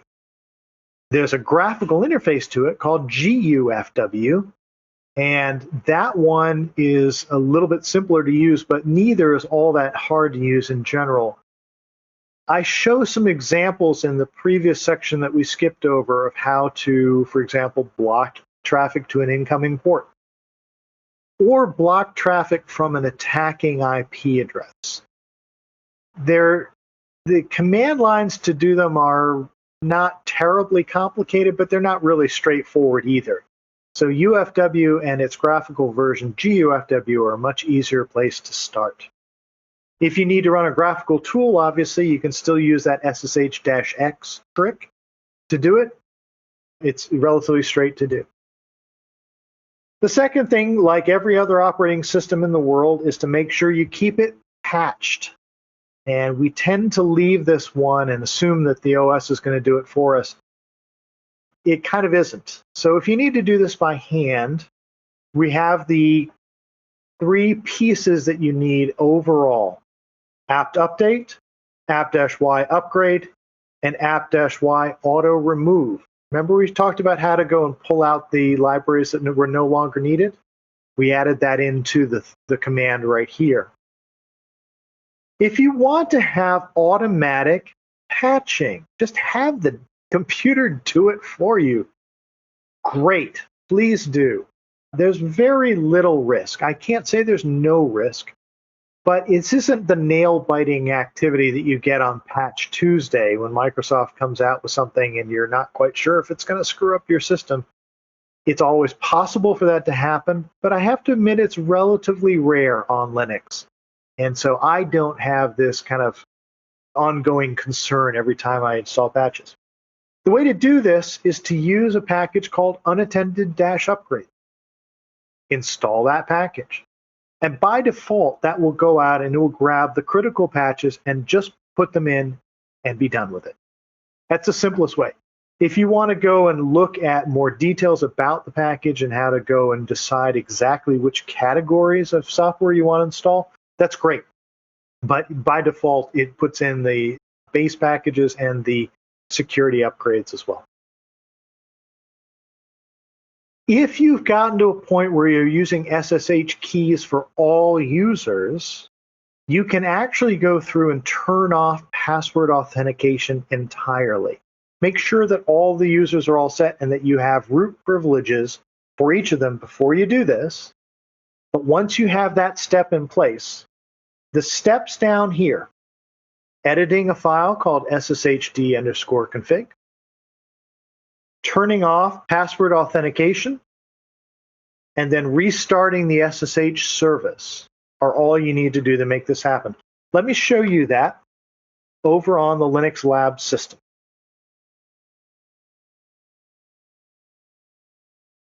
I'm going to bring up sshd_config, and if I scroll down to password authentication, it's currently set to yes. I know that all the users on here can log in with SSH keys, so I'm going to change that to no. When I write that out and exit and restart SSH, sudo system control, restart SSHD. From this point on, I will no longer be able to log in with a password. So all of those people who are connecting up and thinking, oh, let me just try all these common root passwords, and I'll just keep trying them all day long and all day long and all day long, from this point on, they're not going to even have a chance to try password login. It's a very easy way to do this. The other thing that you can do is say, hey, root isn't allowed to log in at all directly anymore. And that's the same process. You're editing the same file. You're modifying a slightly different line. So you change permit root login to prohibit-password. It's probably set to yes right now because you need to be able to log in as root unless you got a different account. Restart SSH afterwards. By the way, that doesn't kill the SSH connections you already have. It just lets them, they will not get killed off. Once you've made that change, then root can't log in directly. You have to log in as lab user from that point on.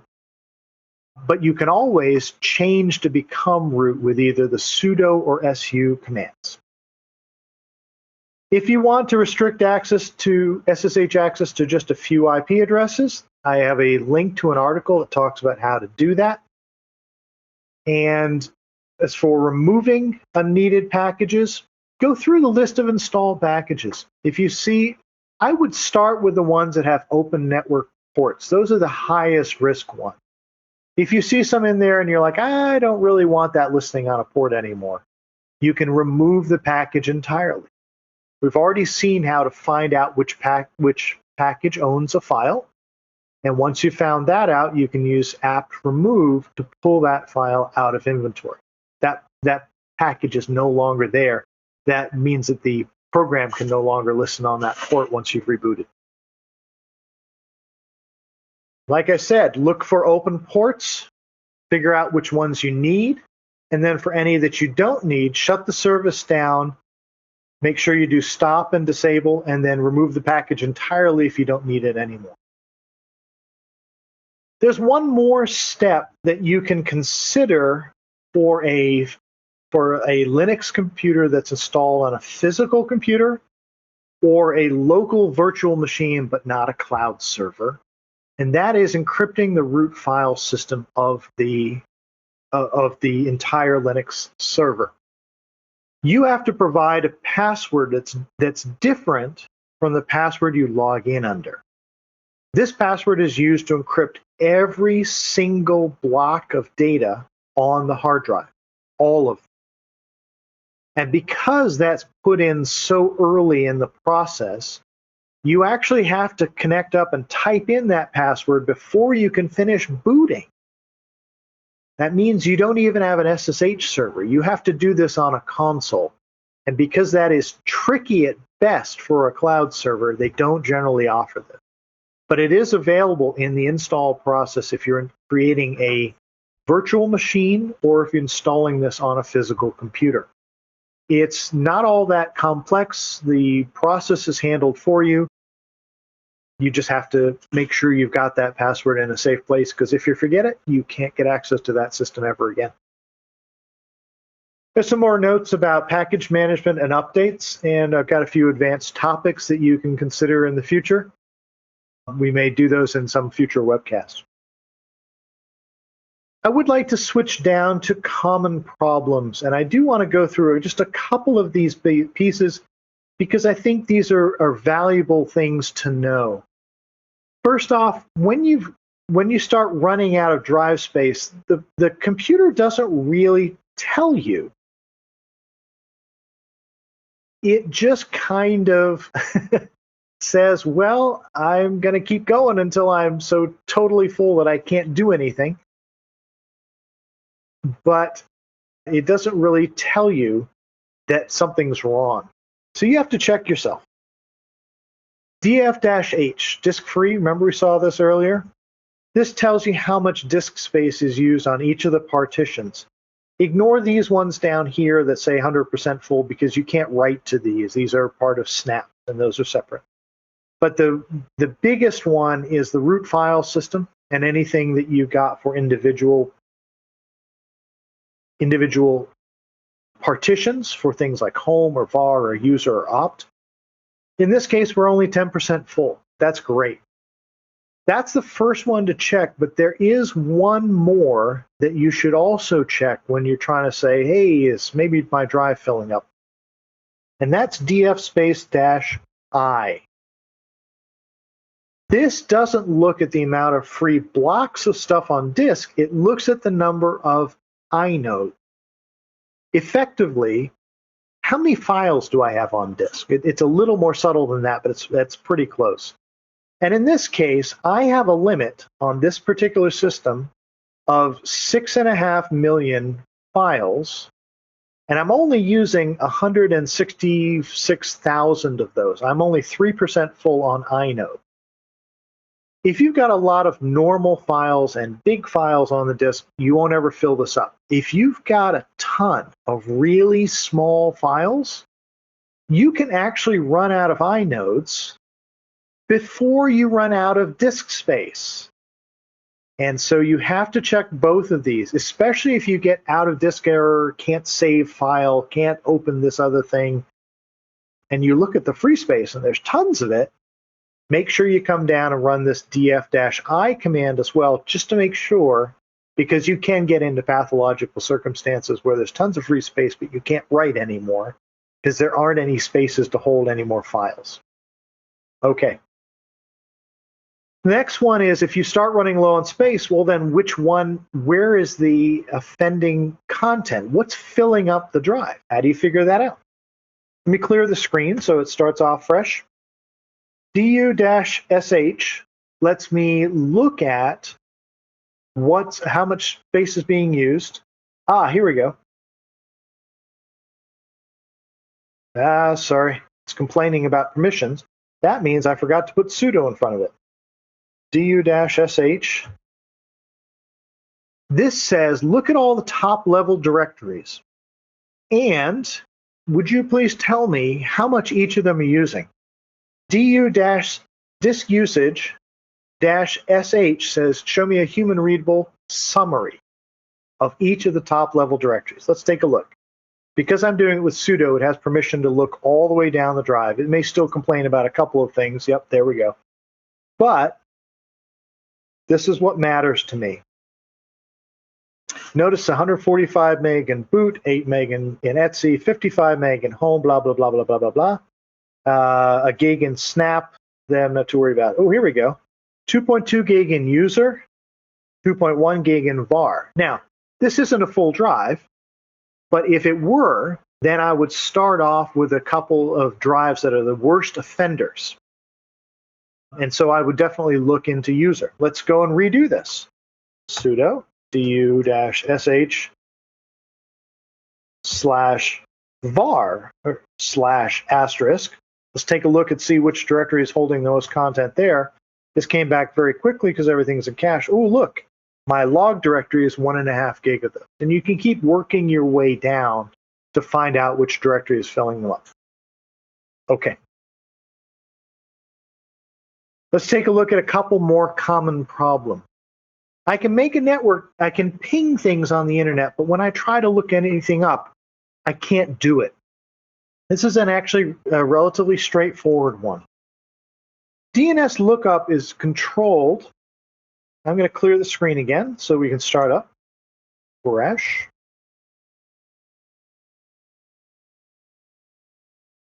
And I need to look at the file let's Etsy resolve.conf. RESOLV, there's no E at the end of it, resolve.conf. This shows me what IP addresses are being used to do DNS lookup. I'm querying three things: 8.8.8.8, and then 2001 blah blah blah blah 8888, 2001 blah blah blah blah 8844. Those three computers do DNS lookups. So if I can't look up whitehouse.gov or stearns.org or whatever, then I can always come back and check and say, can I really do DNS lookups for each of these? Here's how you do it. We're going to place a query to one of those machines. Dig plus short at 8.8.8.8, which is one of my DNS servers, www.whitehouse.gov. You don't have to put it there, but it's more accurate if you do. And I want to look up the address record for that. When I look that up, I get, here's these other names for it, but here's the actual target IP address I'm going to get to. That's great. That worked. Now, let's say that in that file we had an entry that wasn't working. So let me try dig plus short at 75.75.75.75, which is Comcast's primary name server. Note that I'm not on Comcast's network, but I'm going to do that DNS lookup anyways, and nothing comes back. So this is my way of saying I don't want to just randomly pick one of those servers. I want to pick a specific name server. I want to place a specific query. I want to know exactly what that name server is giving back to me. This dig command does that very well, and it helps you diagnose things like DNS lookup errors. So if my resolve.conf included 75.75.75.75, that would let me go back into that file, take that line out, and say, stop asking that DNS server. It's not able to respond to us, and that's why lookups are taking a long time or don't work at all. We already talked about ping and checking network connectivity with that. The only thing that's a little different you might consider is that if you're pinging an IPv6 address, you'll have to use ping 6. It's a slightly different command line depending on the IP, whether you're pinging an IPv4 address or an IPv6 address. Okay. When you're looking at what you think might be problems with the system, if something is seriously going wrong, the kernel's screwing up, a drive is dying, a network interface is going down, you've got bad RAM, you're just getting weird effects all over the place, use the dmesg command, and I'm going to do sudo dmesg pipeless. This gives me a long summary of messages that the kernel provided. When you first boot up, you notice how the timestamp here is literally 0. This is just after it booted. These are the boot messages that the kernel would have put up on the console if there was one, talking about what hardware it's found, how it initialized so-and-so, it turned on this feature, and so on. When you get down towards the end, I'm just going to scroll through really fast, we get to some more esoteric events. And so if you're having trouble, interrupt took too long. Well, that's interesting. Why did that happen? It could be this is something to do with the cloud environment that I'm in, that the host was having trouble and it wasn't giving my virtual machine enough cycles. I need to go back to Google and say, okay, what causes this problem? dmesg is really handy for those, and also for the boot messages that you get way up at the top of that output, because you can then very, very specifically go down and say, was this device detected? And if a device that you think is supposed to be there isn't showing up, then that's where you want to go and say, okay, the kernel's not finding it. Why not? Now, there are also other logs, so I do want to make sure you know about those as well. If I go to /var/log, what I get are the log files that this system's creating. So if I do tail-f/var/log/syslog, well, that's interesting. Sudo tail-f/var/log/syslog. Ah, that's better. Great. I need to be root to read that file. Now I see the log messages for the things that I've done recently. And so this tells me when I am shutting down a service or starting a service, or somebody's run different commands. There's also one more, and this one is auth.log. So if I sudo tail-f/var/log/auth.log, these tend to be related to logins and people trying to connect. And you'll see, for example, people trying to log in and brute force passwords with SSH. Those will show up inside. Invalid user ZH. I don't remember setting up an account called ZH. So the person at IP address 106.124.137.103 is just trying to guess passwords and see if he can get in. This is why I suggest kind of limiting SSH down to just the IP addresses that need to get in. All right, we're almost ready.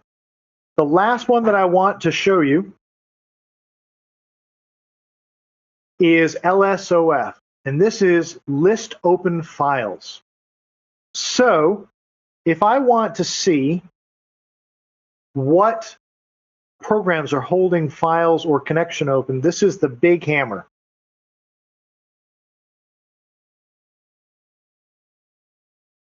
Sudo lsof-n pipe less-s. And this gives you this massive listing. Over on the left-hand side is the individual command. Here's the process ID that it's running under. And if you scroll over to the right, you see every file that's being held open, and that includes network connection. So if I go, yes. I'm sorry to interrupt, but there's quite a lag on your presentation screen. Your live video is fine, but your presentation screen is quite a bit behind. Okay, does it kind of generally catch up, but only about 10 seconds later or a minute later? Yeah, well, it may be 20 or 30 seconds at this point.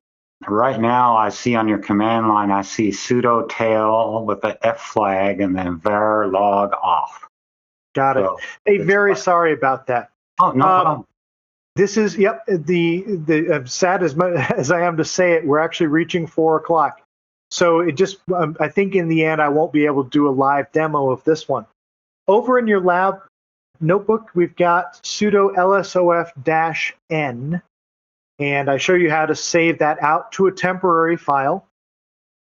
And then you can look at that file, and I give you one other filter that throws away a bunch of library output that isn't all that interesting. LSOF tells you what files are being held open on your system. So if you're looking for which program is keeping a directory locked, or if you have a file that you want to see which program is working on a given port, it's a very low-level way to do it, but it's a nice one to have in your toolkit.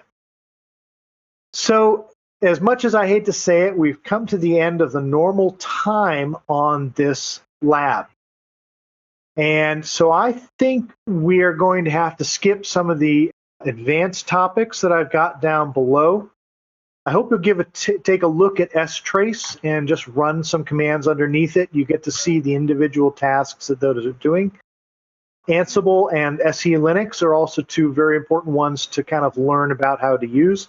SE Linux is not enabled on Ubuntu, and Ubuntu, don't believe it's enabled on Debian. It tends to be enabled on the RPM systems. And I've given you just kind of the basic tools for understanding those. I'm sorry we couldn't get to those advanced topics or the sections that we skipped in the middle. What we may do is come up with another time slot, perhaps, Jason, and consider finishing this up at some point. Sure. Yep. All righty. I'm going to kill the Absolutely. screen share because apparently it's about 3 weeks behind. And nobody needs to see that, I'll tell you. Well, hey, at least it waited until the last few minutes to kind of get laggy there. So, Yeah, sorry about that. I'm not quite sure what happened. Hey, I've got to give a second thanks to everybody who took part in this. It really is not possible to do a lab like this without people in the background who are answering questions. Thank you so much to the people who gave up their time today. Dee, Brad, Deb, Jason, Justin, Keith, Naomi, Ryan, Sam, and Velda. I really can't thank you enough for being willing to help out because this could not have been done without it. Well, thank you for this, Absolutely. this awesome webinar. So, Yes, Yep, it thank was you, our, Bill. my pleasure. Nari, I think that's how you pronounce it, said, called you Uncle Bill for your, Oh, thank you, Uncle aw. Bill, for your time and awesome presentation. That's adorable. I do have some people who call me Uncle Bill, including Chris Brenton's kids when they were younger. I was Yes. Uncle Bill. Oh, what a sweet little kitty. Mhm. Yeah, you're a photo bomber if I ever saw one. Absolutely. Yeah. All right, Any other everybody. questions that came up that should get covered before we finish up? For the most part, they were covered throughout. The GoToWebinar team was just on it, covering as much. Really, any question we answer at this point would just, I think we need another session. That's And good. Bill, what we'll do is we'll send you all the kitty. We'll send you all the questions that were asked, so that way you can take a look at what we can potentially add to either a second session or a revised one of this. To everyone Mike- else, go ahead. I was just going to say there was one question. Somebody asked, are the default logging settings in Ubuntu adequate, or should they turn them up or down? The logging settings are fine. The one thing we didn't cover this specifically, it was logging remotely. You've only got one copy of those logs. If somebody breaks in and turns off logging and deletes your logs, they're all gone. So the best approach is to come up with a centralized log server, forward your logs from all your systems to that. Don't allow logins or any other services on that log server. And that way, if somebody breaks in, deletes your logs, you've got a second copy remotely. There are lots of how-tos on the internet for how to set that up. And if something doesn't work, come on back to live chat and we'll have some more discussion about it later. And if you ever email webcast or training at Wild West Hacking Fest, Deb is the one who responds. So be kind and nice to her. Thank you. Absolutely.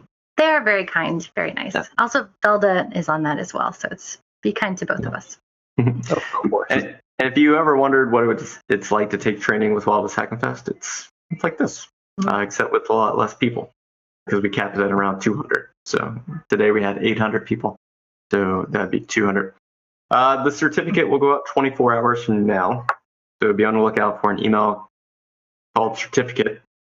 and there's a link in there called My Certificate. Click on that. It will auto-generate a certificate based on the name that you gave us. So if you didn't use your name, that's the name that's going to be on there, which is a fun way to get like whatever your hacker handle or whatever it is you want added on there. Just register with that. And then the recording will be available in about 2 weeks. So we'll get in touch with Ryan. Deb, any final thoughts from you? Anything I missed? No, just thank you guys for showing up and being kind and answering each other's questions. We definitely could not we couldn't answer 800 people's questions without you. So thank you very much. Yep. Bill, any final words? Thank you for your time. We really appreciate it. We hope you got something out of it. Please continue the discussion over on the live chat channel. If you've got some things that we didn't cover and you feel like chatting with other people about them, this is what Discord is all about. It can't be one way. We want to give you a resource where you can ask those questions and continue the conversation. That is true. All right, everybody. Thank you so much. We'll see you next time on another Hacking Cast with the old Wild West Hacking Fest. Bye-bye. Bye. Thanks, Bill. Thanks, everybody. Bye-bye. I'm ending the webinar.